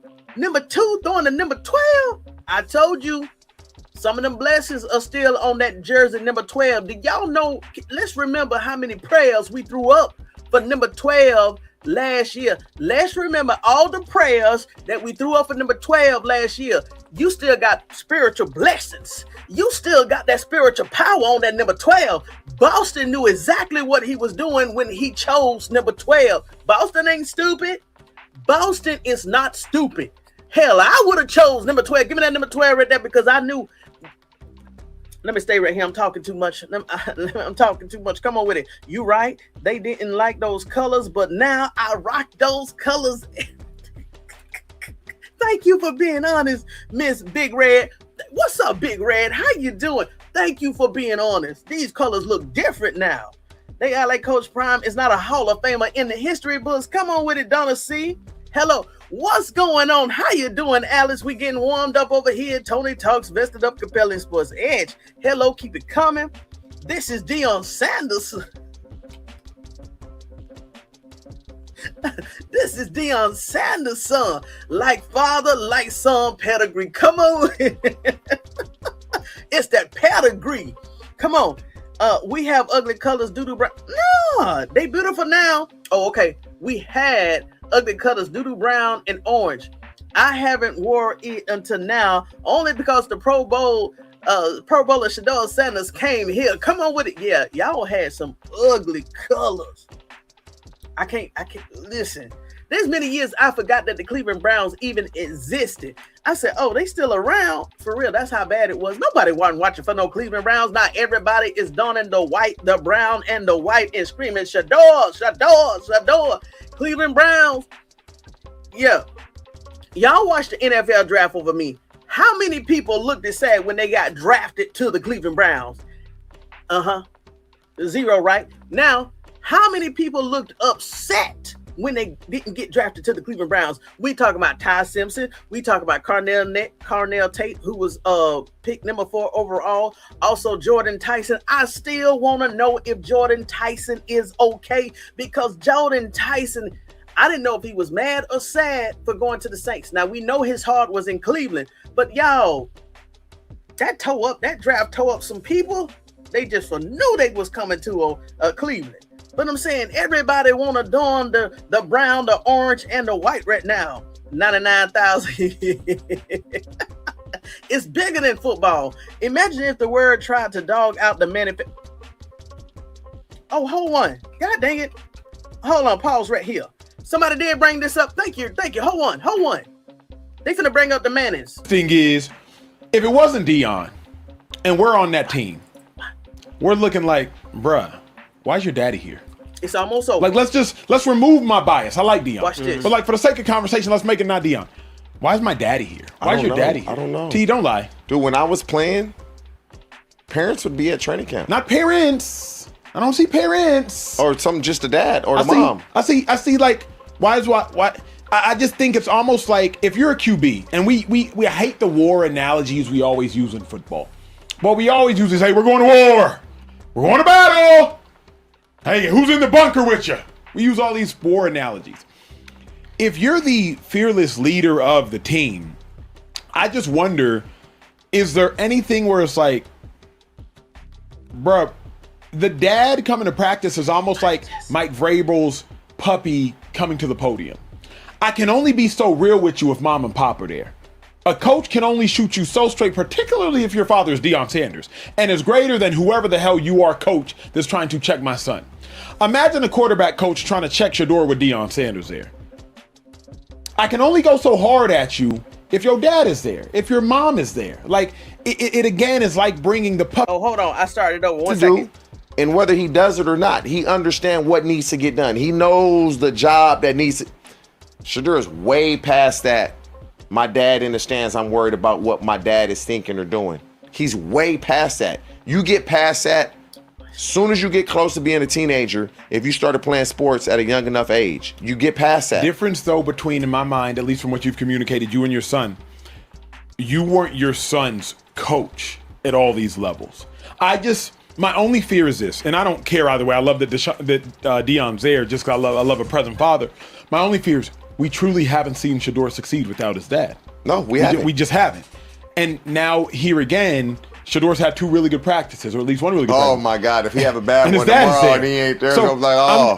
I'm just making everybody aware of a truth, an objective truth is like, bro, we just haven't seen you succeed without your dad. And your dad has to coach. He can't be there all the time. Kieran, I know you had a thought. Yeah, no, I mean, I just think this wasn't a question. One, his dad is a Hall of Famer. His dad's a former great. His dad was his coach at the previous level. I think it would be fine if any college football coach decided to go check on their quarterback or their star player at camp.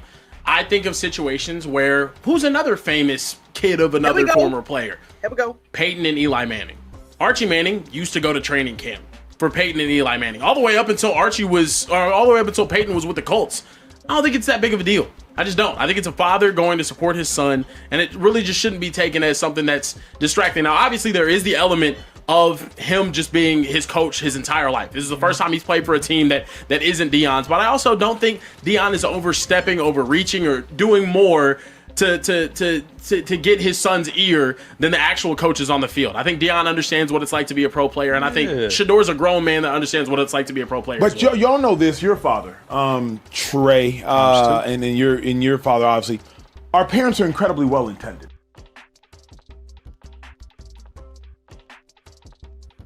All right, cool, y'all. So hold on. Something else just came to my attention.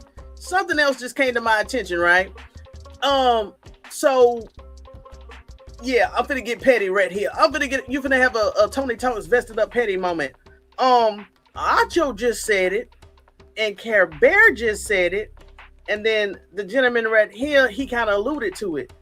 They said that Shedeur Sanders never had a head coach besides his father. I understand, but I need to be petty. Even they didn't even consider Kevin Stefanski a head coach. Even the one that supported him, Emmanuel Acho. How can they forget that Shedeur Sanders did have a coach last year that was considered a head coach, played the head coach role in Kevin Stefanski? Y'all, do y'all see what we went through last year? Now, I know Emmanuel Acho and SpeakEasy is getting better regarding some players and some athletes, but even they just basically said subconsciously that Kevin Stefanski was not even a head coach because they kept saying Shedeur Sanders never played without his daddy. Well, what was last year? Kevin Stefanski was the head coach. So I understand he doesn't have the pedigree. I understand he don't have the knowledge. I understand he played asinine offense. But Shedeur Sanders has played without his father in Kevin Stefanski. Let's keep going. I don't want that devil to come over here. Come on with it. Let me go back to the comments. Yeah, okay. Let me go. Let me see here. I never heard of the Cleveland Browns until Shedeur. They don't like those black coaches. And let me tell you one thing, Tano. This year here, and for everybody else, let's not forget that this year here at Colorado Buffaloes and maybe across the the collegiate football season, we know for sure with the Colorado Buffaloes that this is going to be the first time they have a black head coach, a black OC, and also a black DC. So everybody would definitely be watching the Colorado Buffaloes over here. And also I do my commentary over here regarding the Colorado Buffaloes. But this may be the only team this year, and a lot of people will be watching because it's the first time a black head coach would be the head coach, a black man would be the OC, and a black man would be the DC. So y'all, we're going to be very busy over here at Tony Talks Vested Up with law and football, NFL and law, NFL the courtroom, NFL the courtroom, NFL in the streets, NFL, Roger Goodell, Ben Crump. We're going to get it all over here at Tony Talks Vested Up. Come on with it. Donna C., Tony Talks, good morning from the home. Yeah, I read you. Welcome to the room. Welcome to the room. Step so steady. These bronze bombers in college and pro football are making powerful impact as quarterback. Yes. Oh, the bronze bombers. Come on with it. Yes.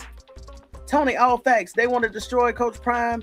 Has been Shedeur only coach all his life unit. Todd Monken, in fact, now he got two. So thank you, Elevin. Now Shedeur Sanders has two head coaches that has not NFL coaches too. So we can't dismiss that.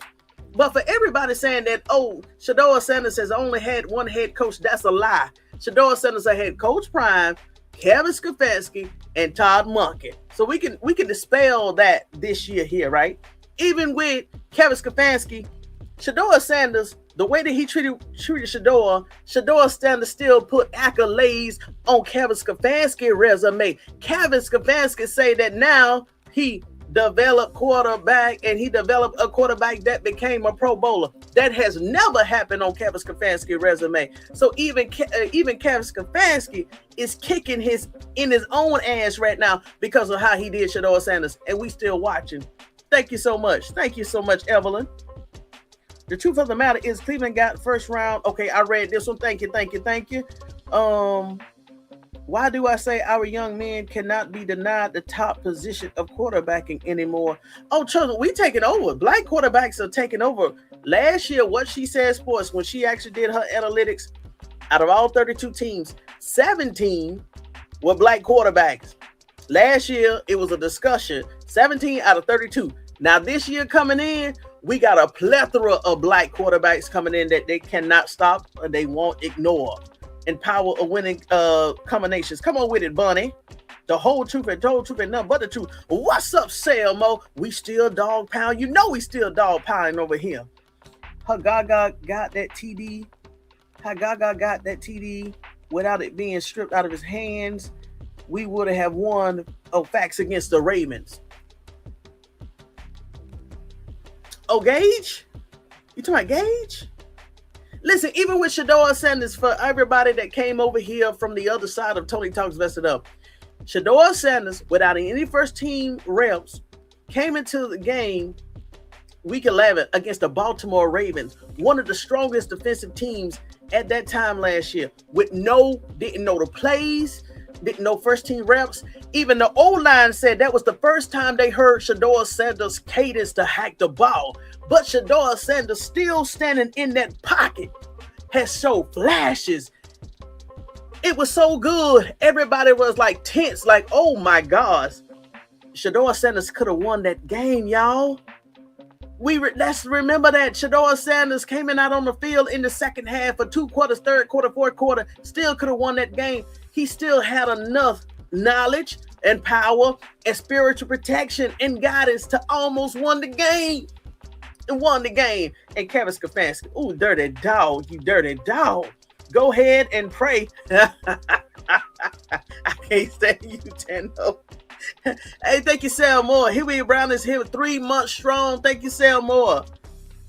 It's all that, Tony. Like you said, aura, magnetism, power shifted in our favor. The rich carbonated melanin flowing in the sun. Come on, Bunny.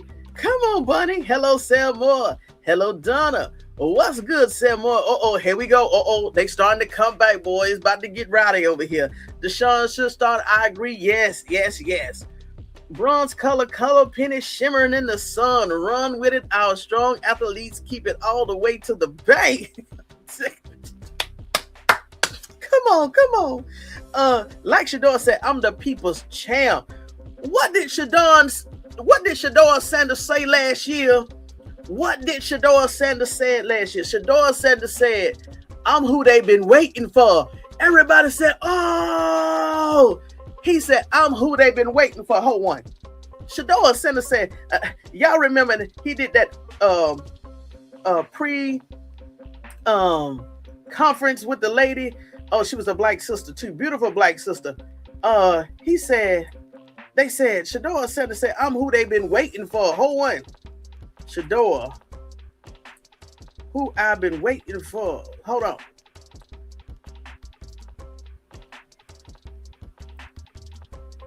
I am who they've been looking for. Here we go. This is going to be your first NFL start. What does that opportunity feel like in this moment? It feels good, but we cool, calm, collective like.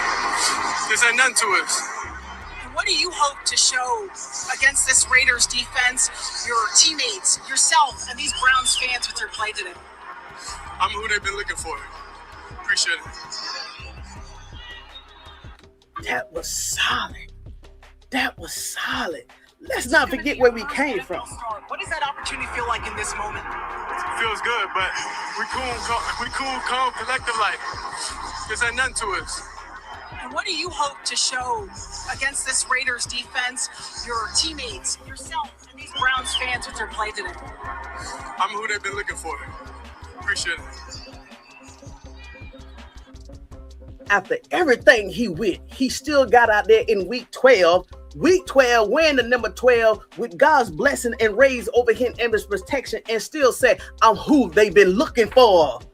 Shedeur Sanders shocked the NFL nation after everything he went through, y'all. Let's not forget where we came from now.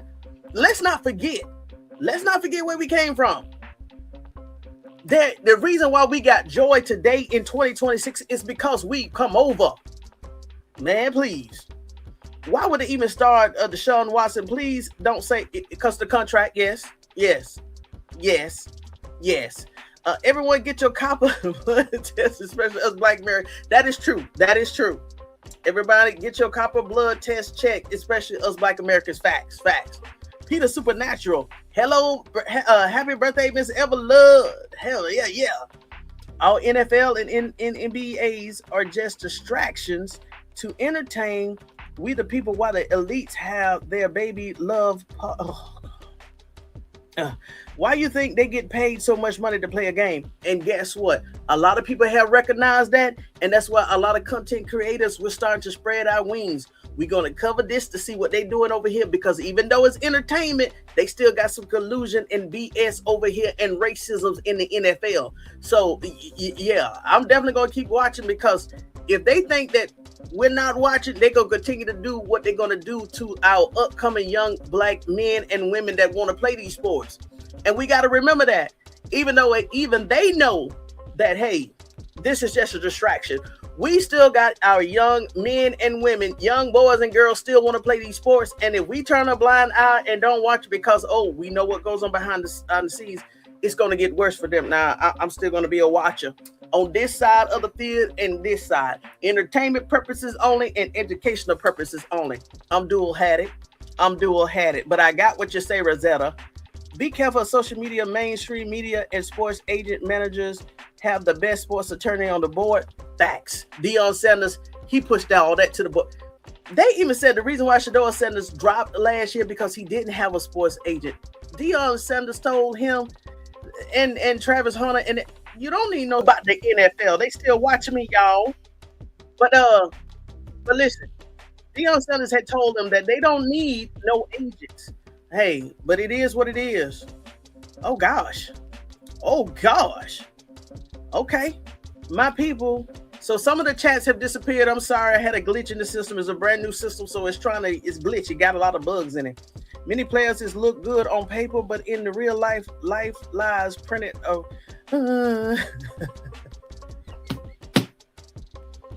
Evelyn, I missed this part.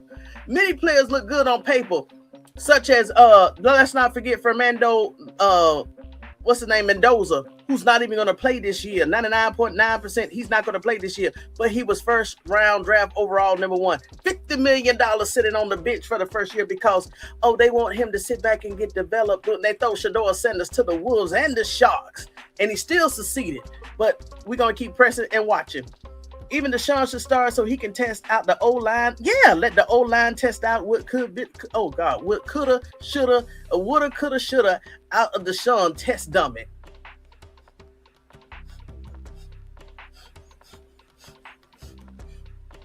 Let's give a moment of silence. Hold on. Let's give it a moment of silence. Let's give a moment of silence. Justine, go to the corner. My franchise quarterback, last name Sanders, and the Hungry Dogs for 2026 win. Sco Browns, cause Todd ain't monkeying around. Look forward to witnessing in person greatness. Okay. Hold on.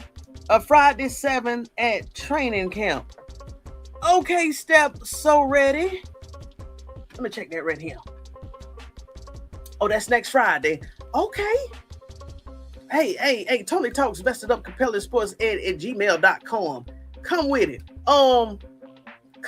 Okay. Tony Talks vested up compelling sports edge at gmail.com. Come with it. You may not even be in the room, but come with it. I hope you get a replay. Justine, they are testing the O-line now, throwing training camp, OTAs. Number 2 will come through out with the starters against the Jags. We can't hear you, Pastor. I got it. I got you. Okay, these was the old things. These week, if NFL can't play, be scared to speak the truth, the raw, bitter truth, because they're still on the payroll. Eating out the same devil pot. Number 23, Joe Hayden. Wow, I'm not impressed. Evelyn, I see you. I see you still got that fire. I still got that fire. Oh yeah, let Deshaun start at least 2 to 4 games. Justine. Deshaun hasn't played in 2 years. How will Deshaun do when he get hit? He's not getting hit in practice. So Todd Monken said next week they in pads. Todd Monken has said next week the Cleveland Browns will be in pads. Play him first. Get him out the way. Why haven't I seen nobody went before Shedeur Sanders? College tapes. Why haven't I seen nobody went before Shedeur Sanders? College tapes for all 4 years. Not even Sweet Mendoza left. How many teams go to Indiana? Monken got these quarterbacks looking better than last year when Stefanski was here. Even when the Dylan Gabriel stepped up his game under Monken, I told y'all that is a real coach. Kevin Stefanski was given that position. I told y'all. I said when Todd Monken said that he was going to develop all his players, I said even Dylan Gabriel is going to start praying and thanking God that Kevin did not take him to Atlanta, because now he's under a true coach that knows how to develop quarterbacks. Y'all, what if Dylan Gabriel shows enough in his showcase? Well, another team start knocking on Kevin's Cleveland Browns door asking for Dylan Gabriel trade because of Todd Monken. Dylan Gabriel will owe a whole lot to Todd Monken because he know that I wonder if Kevin Stefanski is even reaching out to Dylan Gabriel, even saying, hey, keep pushing, keep going, keep pushing. I doubt it, but we'll see. Pads come on next week. I just said that right. I believe Deshaun Watson could have played last year, in my opinion. Facts. Okay. The NFL never had lady coaches before. I don't want to. I'm pretty sure there's some women out there who would want to take on the challenge, but I wouldn't. Not me. He straddled the fence. Facts. I don't believe that because in the world Transgender is at a all-time high. What happened? What? Transgenders is at an all-time high, made up by a dumb, evil male. Jeremiah 36 can't have no baby. He doesn't have no womb. God rules. What happened? I don't believe ex-player. What happened, y'all? What did I miss? What did I miss up there in the chats? Acho ain't ish. His hate. Peter, exactly. He's a Shedeur Sanders hater. He's trying to come back over this side a little bit. Jimmy is worth $1 gazillion. If he wants to start Watson and give him one more opportunity, he don't gotta lie and BS. Right, so just say it, right. And BS, so they just keep talking about a competition. Right, just say it. 99,000 years, 99,000 years. Jimmy Haslem ain't worth nothing. Oh gosh. He has robbed many players, facts. He has many active lawsuit, facts. He was also on the FBI had also investigated him, y'all. For all of the league investors, trust me, the FBI has also investigated NFL owners. Thank God the truth cannot be hidden. Naked we came into the world, and naked we shall return. Come on with it, man. I missed all of this. Hey, y'all, hold on. I missed this. Hold on. Oh gosh, I missed all of this right here. Shedeur Sanders come from a pedigree, yet he can shine brightly and stand tall on his own and become a Hall of Famer. Salute. Come on with it. Remember Haslem sold, I just said this. Remember Haslem sold 3% of the Browns. I just said this. Y'all know that they are about to pay Shedeur Sanders. I just said this. Using his name, image, and likeness belonging to him. Not them Lucifer children. NFL owners, pay attention. Lord, I missed this right here. I'm not sports. You good. I'm not sports knowledgeable. It seems to be controversial attitudes surrounding Shedeur Sanders' future professional career. No. This is good this year, Bonnie. Trust me. This year is totally different, 180%. But you know, you still got some people that's going to push back a little bit. But no, this is good. This is good. Trust me. You only got a few distractors. Last year, now, it was like 1% versus 99%. This year, it's like, we're like the 99% and the other side is 1%. No, this is good. This is totally good. Ocho speaking, damn if you do, damn if you don't. If you don't in the same sentence, make it make sense. Facts. Shedeur came into the NFL, oh God, National Freemason League with his own brand, endorsements, media team, supporters, and his own money. Legendary is owned by Shedeur, not the NFL. Deshaun Watson, a quarterback coach, came. Nobody said nothing. Right. All three Coach Prime said their dad was very hard on them. Bucky, Shiloh, and Shedeur. So what is Emmanuel Acho talking about? I don't know. They don't know him like we know him. Evelyn, thank you for sharing. The Haslem is not to be trusted. We'll do more research on that. Yes. It looks like Acho is confused by the understanding of being present, supportive father is. Yeah, he don't have no kids. That's right, Tony. Coach Prime went through a lot. Coach Prime let Kevin Stefanski coach Shedeur and told Shedeur just put the work in. So what is Emmanuel Acho talking about? Acho didn't do no research. That's exactly what it is. Acho didn't do no research. Lady E, did you see my comments under your video? Remember, we're talking about 5th round pick. Always treat Shedeur like the first. Hold on. Remember, we're talking about a 5th round pick. Always treated Shedeur Sanders like a 1st round pick. This thick,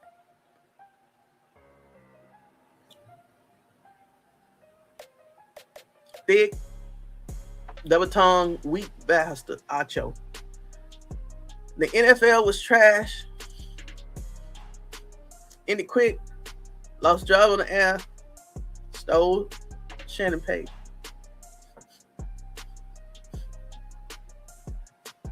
I'm trying to get together, y'all. Hey, how you doing, first one? Afternoon, everybody. Acho is Acho. is a loser. You don't understand. I just need a daddy figure. This is why he failed as a player. What are y'all doing? Here y'all go. That's a lie, Chuck. Oh, this year, we're about to have some fun over here. Hold on. We don't care about anything coming from loser on the show. Deshaun, Deion was only there day one. After they left camp, they flew to Colorado and showed them, right, Destin, but they don't know that. Thursday, Coach Prime was just being a father watching his son practice. That's facts. Coach Prime declined the media. Right. Hold on. And they were big mad, y'all. We don't care. We don't care. We prove ourselves right here. Hacho's trash. Hacho. Listen, Hacho. Damn. It was at the end of one of those films or one of Bucky's shorts on X or Instagram showing them leaving. Right. So what are they talking about? This here, oh gosh, Coach Prime maybe was there maybe 2 to 3 hours top. Out of 3 days, that wasn't even 7%. I'm gonna say 10% that Coach Prime was there. At the first preseason game for Watson is a wrap. Ooh, dang, Donna. Well, so remember the veterans, they'll play like at the end of preseason game 2 in the third game, not the first game. I want that to be Taylor's showcase. Come on, Taylor. Tennessee Titan game, he was one here against Cam Ward. Okay, in the Pittsburgh Steelers. Okay, gotcha. Okay, so it was 3. Because he went to the Vegas Raiders and he went to the Tennessee Titans home game in Cleveland and then the Pittsburgh Steelers home game. Gotcha. What if Deshaun visited all his 2-year players, Travis, Jimmy, LaJonte, Shedeur, and Shepard, right? He was their coach too. They forgot Shedeur throws to all of them while they in NFL. They only see Shedeur name and it triggers them for some type of reason. Don't know. Lord Watson just had a press conference. Hey, I did see that they were going live on a conference. I did see that. 420 Jenkins Facts Pro Bowler Shedeur Sanders threw to all of them. Shedeur just, oh God dang it. Shedeur was on there too. Shedeur Sanders was on there. Hold on. God dang it. I know I saw it live. I didn't know that was going on. It done went off now. Oh, here go. All right, hold on. Breaking news. Hold on. Breaking news. Hold on.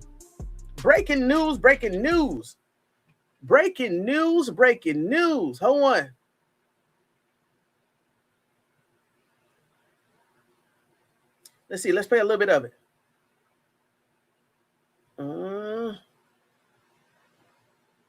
Let's see right here. Breaking news. Shedeur Sanders was the first one up there. Cleveland Browns. Let's watch it together, y'all. Ooh. Okay, let me share my screen real quick.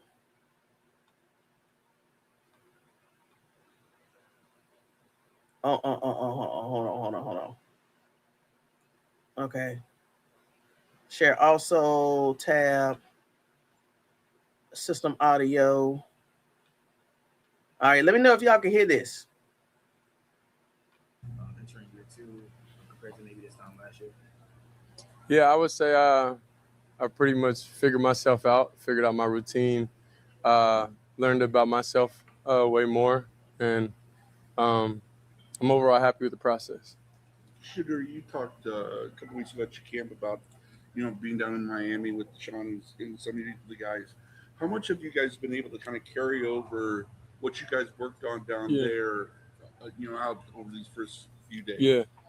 Any rep at any point in time is extremely important. Even the guys that weren't able to make it, we talk about different things in the building and we work it, after practice some things. So every rep that we able to get with our guys truly makes a difference and truly builds that trust and connection. How do you assess the way your camp is going there after 3 days? I'll just take a day at a time. Like, just focus on things I gotta get better at. Focus on the things I gotta be more crisp at, and understand the flaws that I have and keep improving that. How exciting was it to have Pop here the other day? How exciting was it? Yeah. It was good. Like I'm overall focused every day by like the practice. So the outside, nothing else really matters. Like whenever I'm on the field and that. But it's whenever I'm off the field, of course, like I'm excited that I see my dad. I ain't seen him in like, I don't know, since the summer maybe. But yeah, nothing matters when you between the lines. I know things will intensify when pads come on, but how much work have you seen the defense giving you guys and the entire offense? Yeah. We get great looks every day, and that's what I'm excited about going into the season, reviewing all the film from last year and mistakes I made, and just being able to recognize, have a better pre-snap, be able to recognize things better, and post-snap also. So the fact that our defense gives us a lot of different looks and everything is truly great that we're able to get that in practice. Pre-snap and post-snap, just the responsibilities in time offense. You adjusted to all that new information that you've had to absorb and implement this offseason. And how do you think you're coming along out on the practice field when you guys are going through these installs? Yeah, so of course it's going to be good days, bad days. You know, we always strive to have our best days every day. But, you know, I play better and I feel better whenever I have all the information and, you know, I know exactly what's going on at all times. So that's why I just spend every minute, every hour of my time really focused on being the best quarterback I could be and being the best leader for this team I could be. And that obviously translates because the more information I know, then the more comfortable I am as a person. Shedeur, Todd Monken talked the other day about cadences and how it can have up to 10 different cadences in a game. How does that compare to last year when you were in the team and even going back to Colorado? Did you have that many different? Colorado, I can't even think. I don't even go down memory lane no more with Colorado anymore. I see a couple highlights a little there sometimes, but I'm so locked in on this year that I don't think about the years in the prior or live in the past because that don't benefit or help me get to my goal or the team get to our goal as a team. So it's like nothing matters to me if it is not helping us win. If it's not doing anything, it just don't make sense. Let me put it this way. Perfecting all of its different cadences, how much of a challenge is that? I wouldn't say anything. I wouldn't say anything's a challenge. It's just about sacrifices. What are you willing to sacrifice to be able to intake, you know, to have the mental capacity to do that? You can't stretch yourself thin. You know, we look at every practice kind of like as a race between you and Deshaun, and we're judging who's ahead, who's behind. I assume, do you do that? And if you don't do it that way, how do you log that competition out? We just gotta get the next question. I answered this question 1,000 times. We focus on ourselves and what we do and what we need to do to get better each and every day. So that's just something y'all think about and y'all care about, you know. Monday is the first time the pads will come on. Mm-hmm. How much are you looking forward to that, and how do you think things will be different for you once that happens? I live in the present, so I'm looking forward to practice today, and then after that, then I could think. Shedeur, it seems like over these first handful of days, we've seen you connect with Casey and Denzel Boston a lot. Like, what's it been like getting to work with those two rookies and adding them into your offense? Yeah, no, I'm super excited for them, and you know, overall, I'm happy. I'm really happy that they're here, you know, and all the decision makers made the decisions to bring them here because they definitely they held up their end, you know, and they're definitely a part of the standard that we have here. And it's just exciting being able to see young guys come in and, you know, have daily success, and that success daily is gonna add up over time.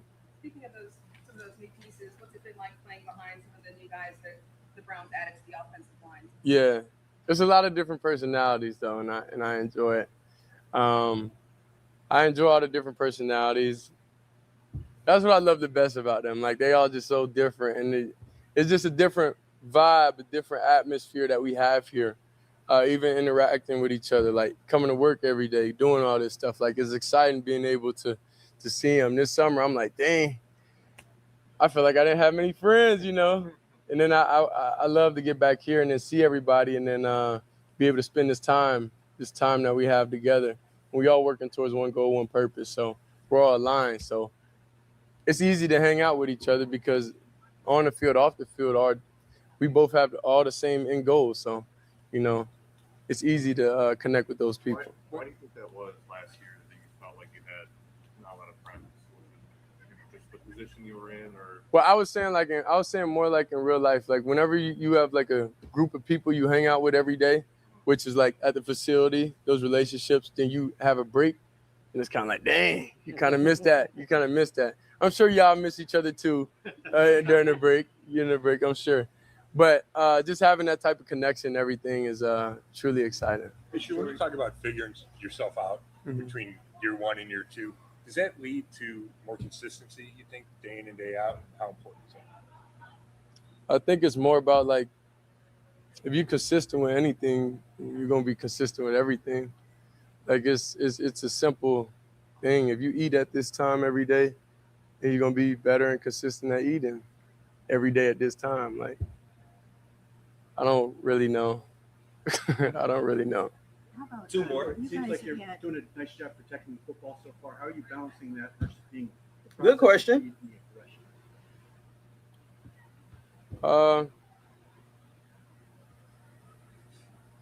Honestly, I just want to play football. Like, this stuff cool and all, but I'm just here to play football. Shedeur, Honestly. you guys now have Denzel and Grant in practice, which you didn't have throughout OTAs and minicamp. So, and those guys are in the fold. How challenging is it, or how are those guys challenging you as an offense while they're out? Who again? Denzel and Grant, who they weren't On the in- defensive side of the ball? Yeah, I mean they were not in OTAs or minicamp. So how have they kind of maybe brought up the intensity on that side of the ball for you guys to go against?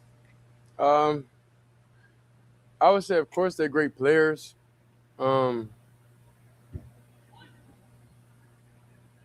They're overall great players, so when they come in, of course, it's a little different. But we don't really, offensive side, we don't really care. Like, we try to not care about who's on the other side, and we try to attack them, you know. So that's what it is, because them being great make us greater than we are, you know. So it just helps out overall.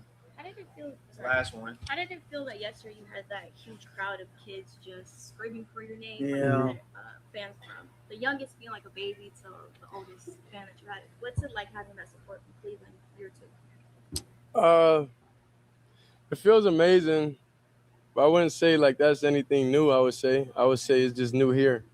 I would say it's I'm thankful that I am able to have a platform and that I'm an inspiration for a lot of people. But I wouldn't say it's super surprising. I wouldn't say it's surprising. I think the work and everything that we put into us and just overall how life is going so far, I think that's just what comes with it. And I appreciate those relationships. And forget the kids. What about the parents that brought the kids? So that's a big sacrifice right there. Right. So I think the parents that wasn't able to get in, you know, they had to stand on the outside of the gate and watch their kids. But overall, it's a great feeling. But right now, I'm like focused on practice and stuff, and like this isn't really helping, you know, us win games. So I'm not really interested. Appreciate y'all. All right, Vestas. There we go. Let's see here. Let me tell you one thing. Let me tell you one thing that I did see in that. Hold on. Let me tell you one thing. Can y'all still hear me? I just want to make sure y'all hear me before I move forward. So let me tell you what we just witnessed, right? I want to make sure y'all can hear me. Somebody put just let me know y'all can hear me before I move forward. Okay, I see my audio on. So do y'all know what we just witnessed? Okay, yes. Okay, do you want to know what we just witnessed, right? Because this is what's going to happen. They're going to take some of his comments. They're going to take some of his comments out of context, right? But let me tell you what I just witnessed. So go ahead and prepare. Go ahead and get prepared, right? Now they finna say some of the things that we probably heard last year. But let me tell you what we just witnessed, right? Even though Shedeur Sanders, he is awesome on that field. He loves playing football. He loves the fans and everything. But let me tell you one thing. Do y'all see what we just witnessed? It is showing that he doesn't trust the media. He still has contentions with the media. I hope that's the right word. He definitely doesn't trust them. And he has PTSD. Because when he said, hey, I really don't have time for this, listen, he don't trust them. And if they feel it some type of way, because Shedeur Sanders didn't want to talk to them the way that they wanted him to talk to them, they expect for him to forget everything that they took him through last year.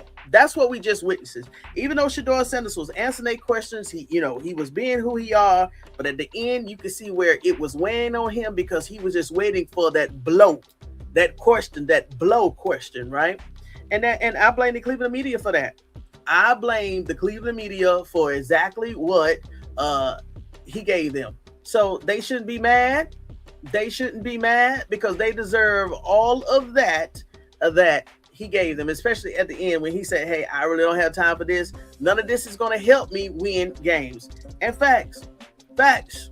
So they deserve everything that the Cleveland media just got, because I'm pretty sure if he had mentally recognized them as a group that was motivating and supporting, and then they gotta build trust with Shedeur Sanders, right? They gonna have to build that trust with Shedeur Sanders because he gave them the cold shoulder. He was that lukewarm in the beginning, but at the end, he just felt something. Either he knows something was coming. That's why he said, I really don't have time for this. He knew something was coming.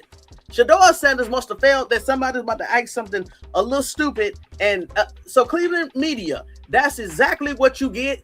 That is your karma. That is your karma. I promise you that's your karma. Shedeur Sanders had all the right. He asked your questions. He did what I don't blame him. I don't blame him. But this is what a lack of trust looks like. And now you got what you got in Shedeur Sanders. So just be thankful for what you did get in this young man, because he didn't have to give it to you. Y'all, let me tell you one thing. Let me show you this right here. I kept saying, I'm like, Shedeur looks tired. He looks tired. When I'm like, okay, he's tired for sure. He's tired. But then I realized on what how the media treated him last year. Look at this. Look at this. Look at this. Look at this. About dangerous historic. Hold on. Yep, I wouldn't trust him either. Come on with it. Shedeur told him he's not going to forget. Come on with it. I didn't hear the question though. Forget the question. Shedeur said, listen. I don't blame him. How they treated him, yes, they did. Yes. I was simply giving. What you mean, Shirley? What happened? What happened, Shirley? Drop the mic. What happened? What happened? He doesn't have time for it. No, he doesn't. Not the way they treated him last year. Let me go ahead and go through these comments, and I'm gonna let y'all go. But thank you, Shedeur. Thank you, Donna C. Thank you, Donna C, for letting us know that Shedeur Sanders was at the press conference. Show me little Dollar General throwing to the trash cans, third and fourth strings. We saw the show throwing to them facts. Come on with it. Thank you, Donna C, for the update. From what I'm seeing, Deshaun and Dylan really with the second string, and Shedeur and Taylor with the first string. They hate to admit it. Come on, 420. Yes, you are so welcome. Hey, how you doing, Aries, Mars, and chats? Number 2 throwing to number 12, Boston again, y'all. KC, Bonds, Fannin, Jenkins, Gage, replacement, Tay, Horn, and Shep.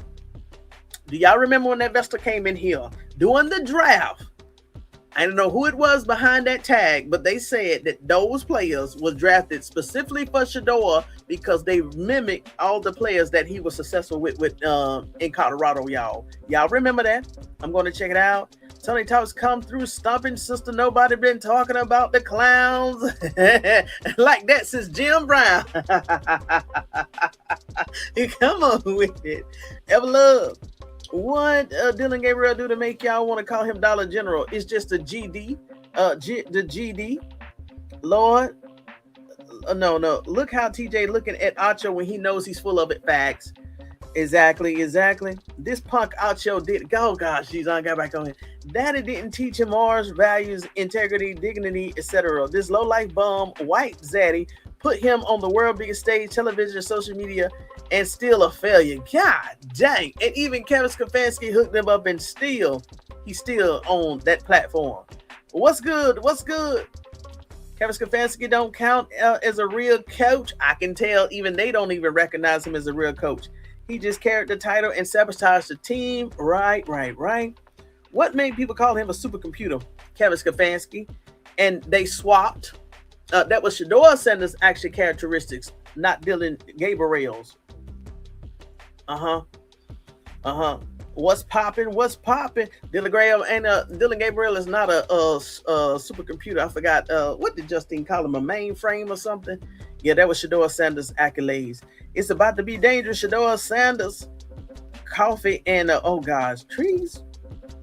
Donna, yes, ma'am. It's about to be dangerous. Peter, too early for trees. Lord have mercy. Happy. Hey, how you doing, Lady PC67? Yes, Gage Lava Dam. Keep saying Deshaun would start. Why? Because he paid him $250 million.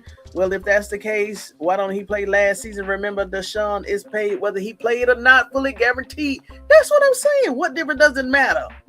Facts, boom, shots, fire, cassette, close. Come on with it. Exactly, Tony. Racism is sports. I refuse to be played like they cool. Come on with it. I'm who they've been looking for. Come on with it. Exactly, I got a big cup. Lord have mercy. Let's see here. They still piss me off when they said the bull. I said this before because I'm going to have a serious problem if the Browns pretend Deshaun Watson. Yeah, they don't play that right there. They shouldn't play that. I ain't standing for no more Shedeur slander. Auntie rising up. Y'all with me. Come on with it. You know we with you. I understand, but us real ones, we stand up and rise against the workers of iniquity. Shedeur don't need no white handler stealing an agent, stealing him from him, nor other cameras from white Zaddish. Stay out. Come on with it. Stefanski ain't reached out to Baker after. Oh, God dang. Well, that's true. So he definitely ain't reached out to Dylan Gabriel. What's up, Shirley? How you doing, Shirley? This Barbara. Let's see here. What's up, Tony Investors? Tony, you a non-stop working woman. Central Cali in the house. What's up, Vesta? I got one more live this afternoon, but trust me, I'm going to take a nap after this. What's up, Peter, my internet cousin? Haslem stated in this presser that he's still under lawsuits. He had cleared the stadium is being built. Facts. He did say the stadium was still being built. Hello, did you turn up for your birthday? Stefanski got that job because his daddy was Philadelphia Sixers, Allen Iverson head coach. He destroyed. Yes, he did. And Kevin Stefanski tried to sabotage Shedeur Sanders, but God says no. Him and the devil had to leave. Trust me. Ain't no. Oh, okay. Pizza the house. Acho is such a clown. The truth is, Acho just needs clicks, and he likes to be Whitlock. Ooh. Okay, gotcha. Shannon Sharp and Skip Bayless page on ESPN. SpeakEasy spoiled their page of $2.5 billion already. He didn't get out the mud. We remember that, Evelyn. We remember that. He acquired that. They just don't know what to ask him. Facts. Shedeur had a great response. Shedeur had a great response. Mr. 144 mentioned 12 disciple, 2 legendary, Mr. Pro Bowler Sanders about to turn Cleveland out. Come on with it. There goes old dog head acting wildish again. I love the way he is articulating his words. So he's so much like his dad, but still he's his own person, right? He has no tolerance for shallow question. He is focused. That's why exactly what the Cleveland media got exactly in this presser right here. Yes. You are so right. It's about to be dangerous and more historic moments by Pro Bowler Shedeur Sanders will set new records. Just watch MVP this year. No doubt about him. Come on with it. Now that the Aquarian shade right now, I'm with Shedeur. We hear you. Got you. I witnessed an articulated man trying to navigate through tough questions. I don't give him that much credit with tough questions. I don't give him that much tough question.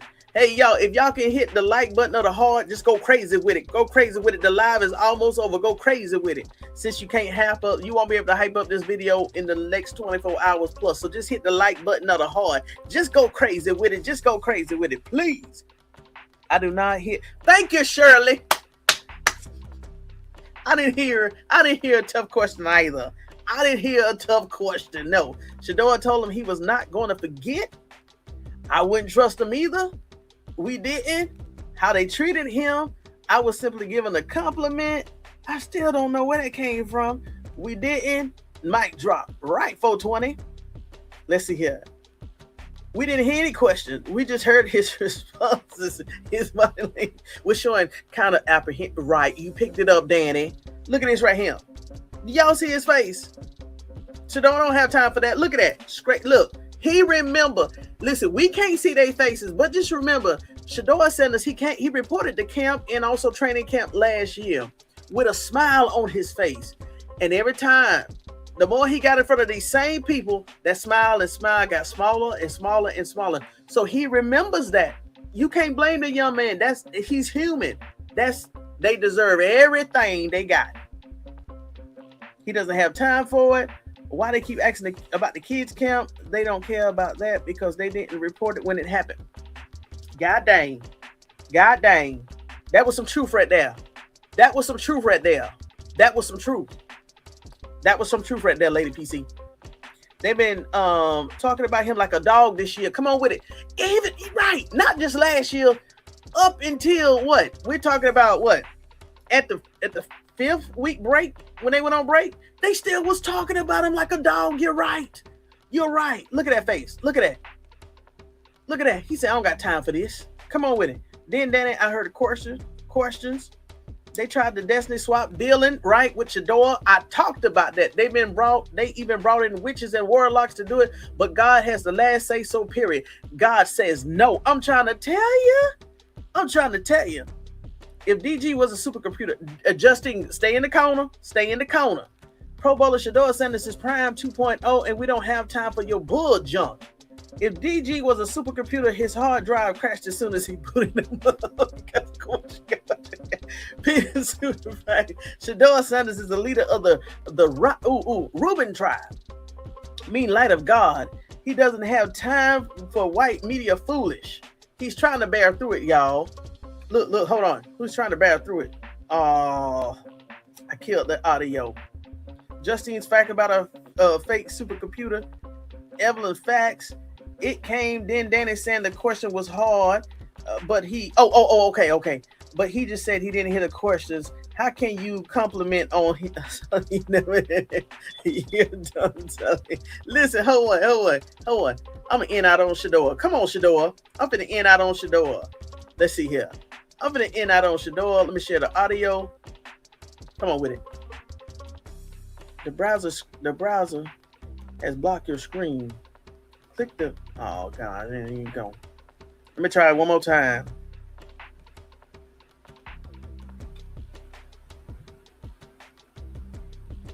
There we go.